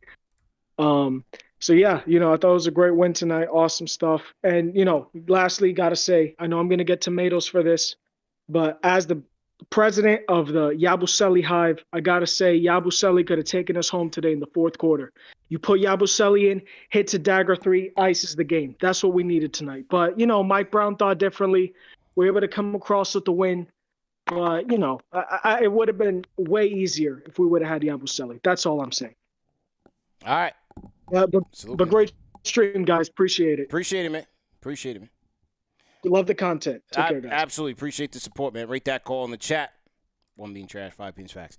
Inzane12. Inzane, go ahead and I'll mute your mic. Inzane, are you there? Yo, what's your name? Where you calling in from? Yo, I'm calling from Jersey. Yep. Yo, all I gotta say is, Deadass, the Thibs hate is wild. Mm. The Thibs hate is wild. Yo, the only reason why we have a defensive identity is because of him. Mm. And let me preach on that for a second. Preach. You got the mic. Let me preach on that for a second. Yeah. Yo, the only reason, we played 45 minutes, 36 minutes. Down the line, you go. Everybody played hella minutes. Why? Because he trusted those motherfuckers in order to play. Oh, we got to drop him off. Sorry for cursing. My bad. All right, man. Trusted those guys. Yes. In order to play the defense that they needed to play, right? Okay. So that defensive identity started with Julius, mind you. Started with Julius. So we've seen a team build in 5 years with a defensive 3.5, 4 years with a defensive identity, right? And now Mike Brown reaps the benefits of that defensive identity. Okay. Appreciate the call, man. Rate that call in the chat. Yeah, man. 1 being trash, 5 being facts.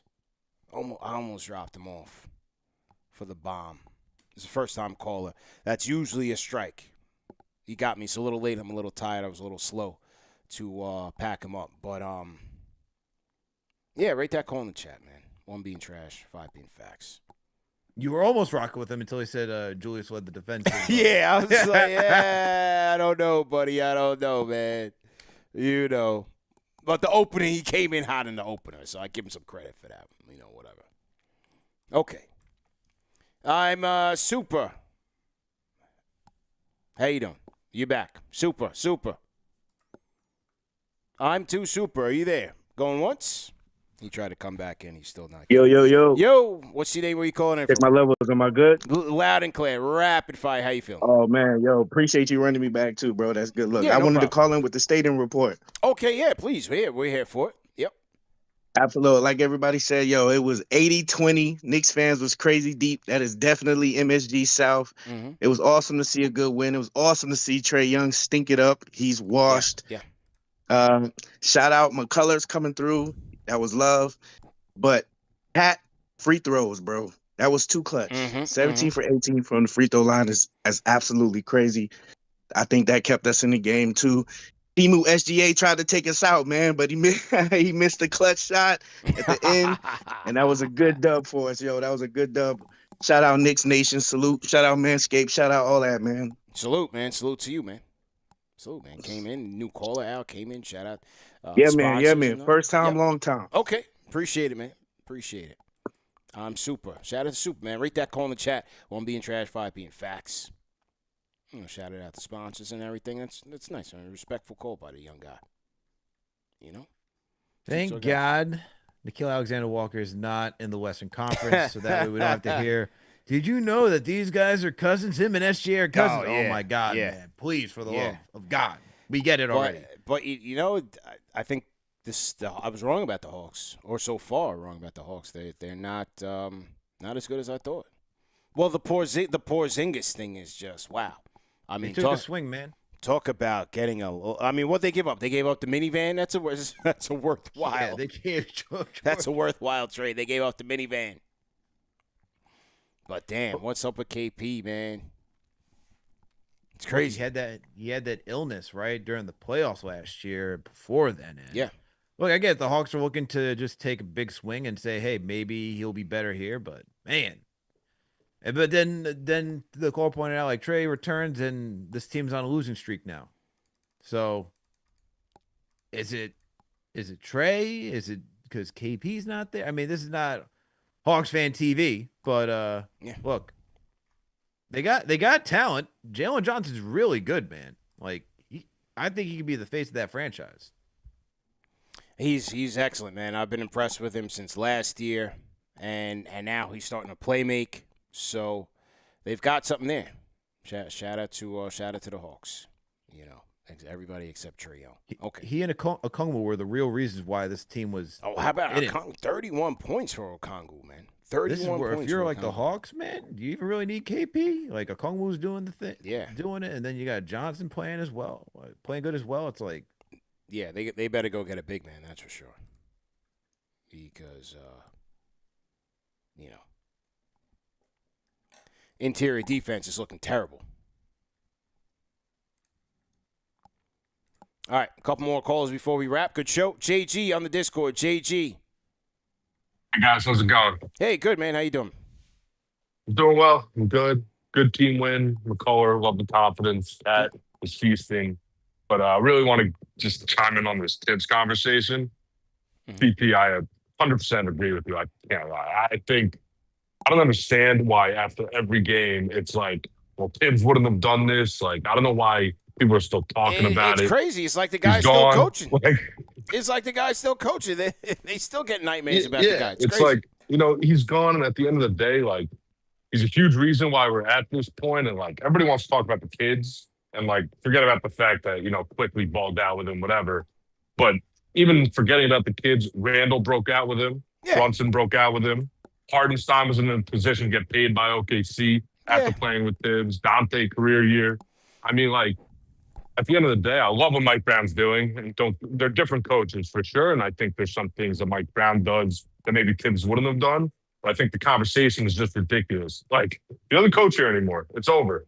People need to drop it. That's a 5 call, man. That's a 5 call for my guy, JG. Shout out to JG, man. Call back anytime, man. Talk some sense into these people, man. Yes, sir. Have a good one, guys. That's what I was waiting for. A sensible 5-star call from JG.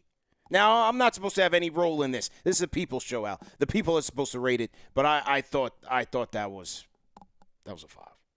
So you're done being the conductor for this moment in time to give a rating. Sometimes I, overstep my boundaries, but that was a 5.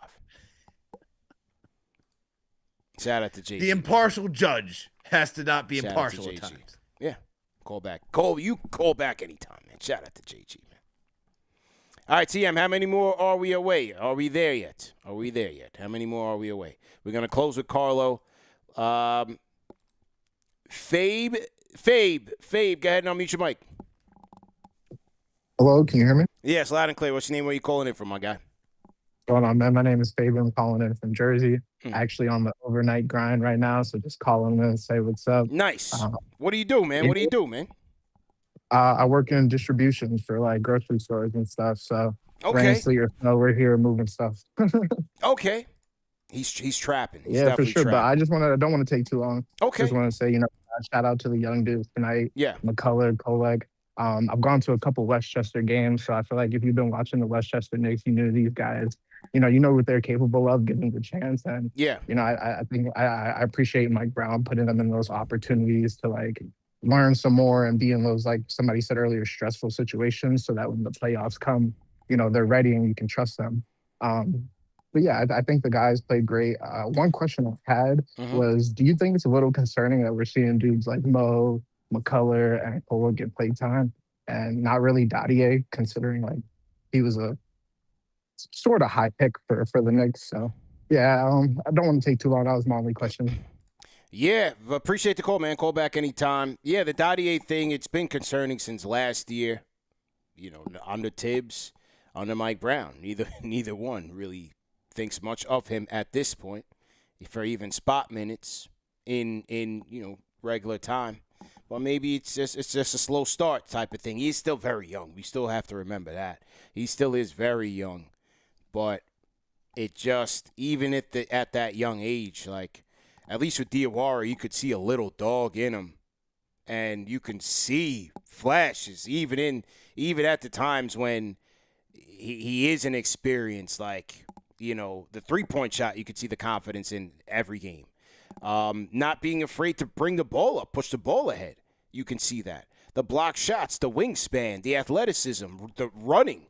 Just straight up athleticism. Like, you could see the flashes with Diawara. Even McCullers, like, he came in, he got his offensive rebounds, got his threes, had the inexperience with the 2 offensive fouls with the 2 moving screens, but, like, you could see the contributions. With Dadier, what was the one thing that you saw in one game this year that you were like, that was cool? Nothing. Yeah, it looks like he's scared sometimes. Yeah.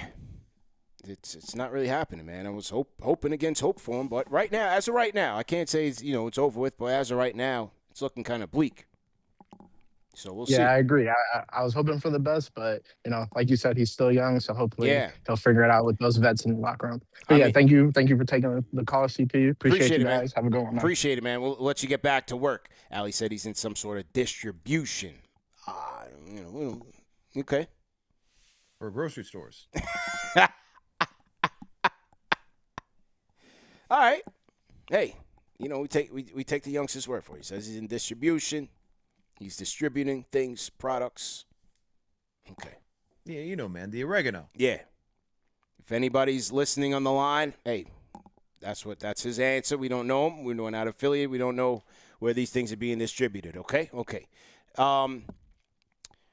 What was I gonna say? Yeah, the Dottier thing is we'll just have to wait and see. The lucky thing is that they have an embarrassment of riches right now. They have an opportunity to have guys playing. You don't really need them at this point, but it would be nice if he could, contribute here. Yeah, man, it would be nice. And the good thing is the Knicks are still winning with all their injuries, with the young guys playing well. And, for Dottier, this is kind of, you could say, hey, this is a good thing for you, just because if he was needed and he wasn't playing well, man, that would be a real blemish on the front office for selecting him. But he has the opportunity to go down to Westchester, develop his game. It is concerning that through 2 seasons right now that he really can't get on the court, and this is your first-round pick. He should at least be somewhat passable. But even when I watched him in Summer League, I thought, he was making shots, but nothing really stood out saying, we need that. Sometimes, like, when you watch players, there's got to be a skill set that you say, oh, I could see where the elite aspect is there for that skill set. Like Mitchell Robinson, right? Like when you saw him as a rookie, you're like, oh, shot blocker, rebounder. He's elite at that. And you see now he's just become more of a seasoned vet and how he's really polished that aspect of his game where he's one of the best offensive rebounding bigs in the league and one of the best defenders at the 5. So for Pacome, I haven't really seen what that could be for him. Like offensively, defensively, it's not there. But hey, hopefully he can still develop and become something in the league, man. But as of right now, he's giving Frank Ntilikina vibes. Big time. I mean, people say he's Knox 2.0. Kev was showing way more than this guy. Kev was player of the month in December. Remember that game against Milwaukee? Remember when he yammed it on Ben Simmons and them? Yeah, man. Kev was way ahead of Dottier right now. Way ahead as a rookie. Way ahead.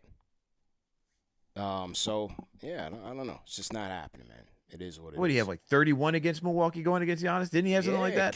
Kev was balling in his rookie year. Here and there. I'm not going to hype. Yeah, it wasn't consistent. Crazy.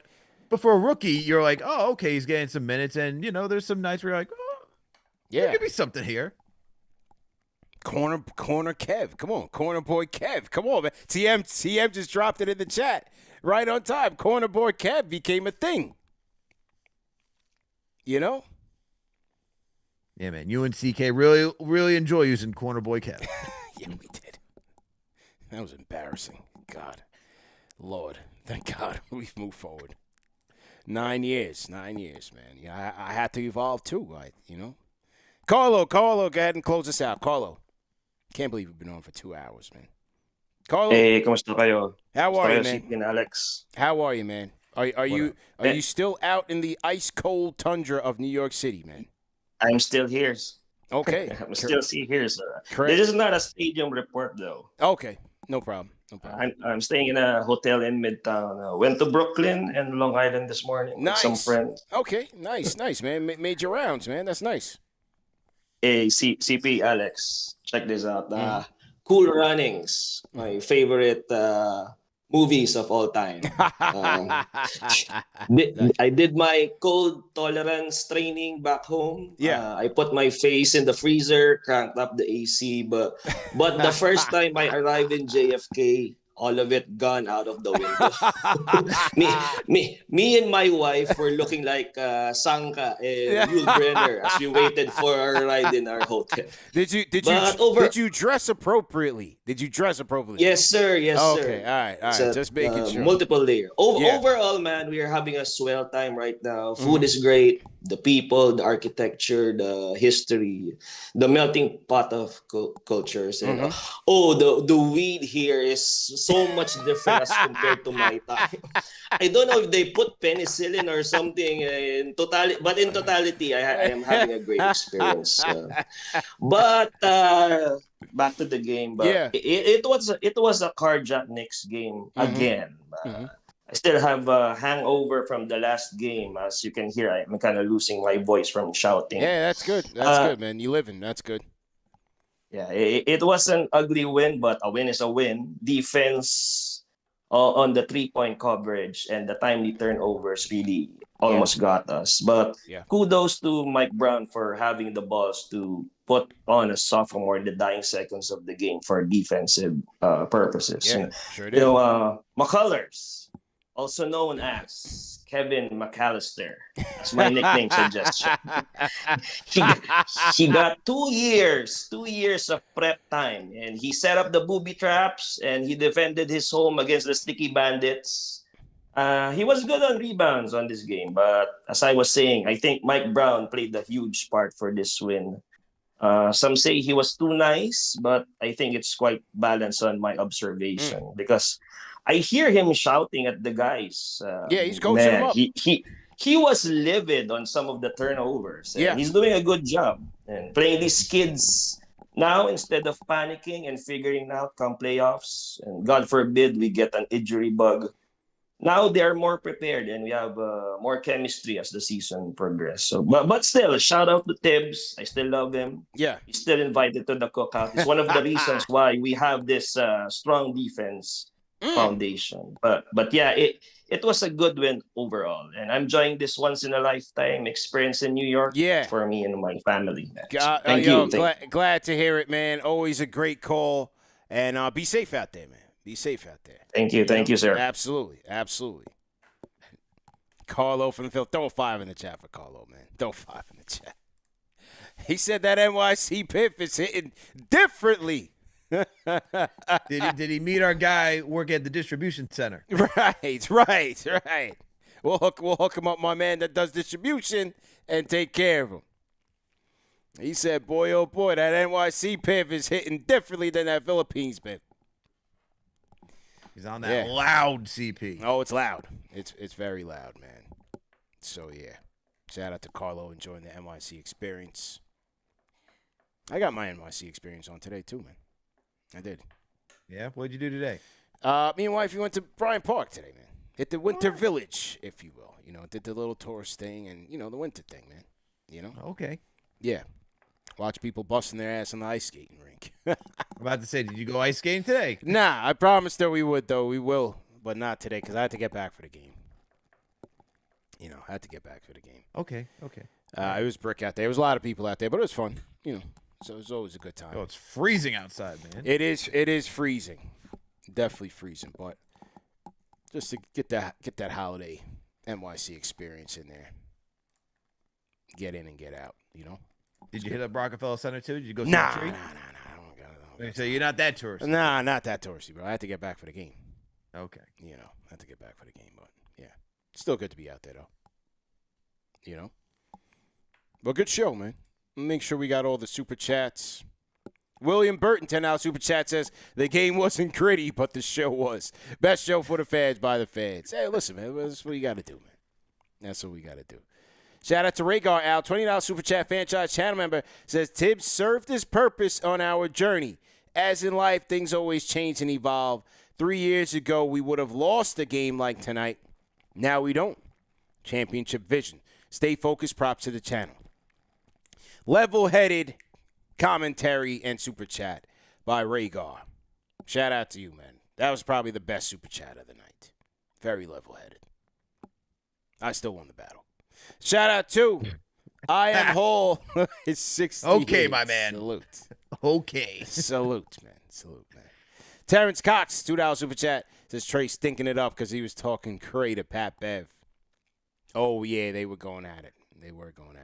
What is this poll saying right now? Who threw up this poll? What, TM? Shout out to TM, man, for always throwing up the polls, man. Shout out to the chief mod in operation.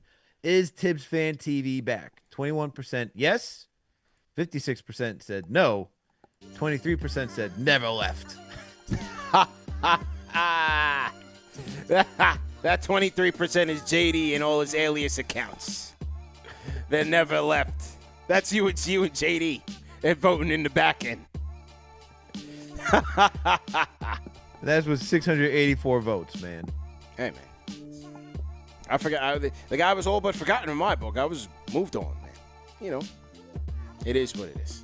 But, you know, man, the people were talking about it, so we had to talk about it. That's what we're here for. That's what we do. JJ from Brooklyn says, who wins the toilet bowl tomorrow, Giants or Raiders? Oof. Who do I got? Well, you know what? Hey, whether they win or lose, I want to see them trade that pick, load up on picks. They got holes everywhere from receiver to linebacker, everywhere. O-line, they need everything. So, to me, I think the Giants are in a good spot. Trade out of the pick and load up, man. You know what I mean? Mm-hmm. Just we got to load up, man. We got to load up. So, I'm just glad the season's about to be over. You know. I hung in there, though. We watched every game, as I always do. You know, long suffering. This is what it is. Long suffering. Please. You've only seen 2 Super Bowls. Get out of here. See three. Look at that. Yeah, I'm old, man. Yeah.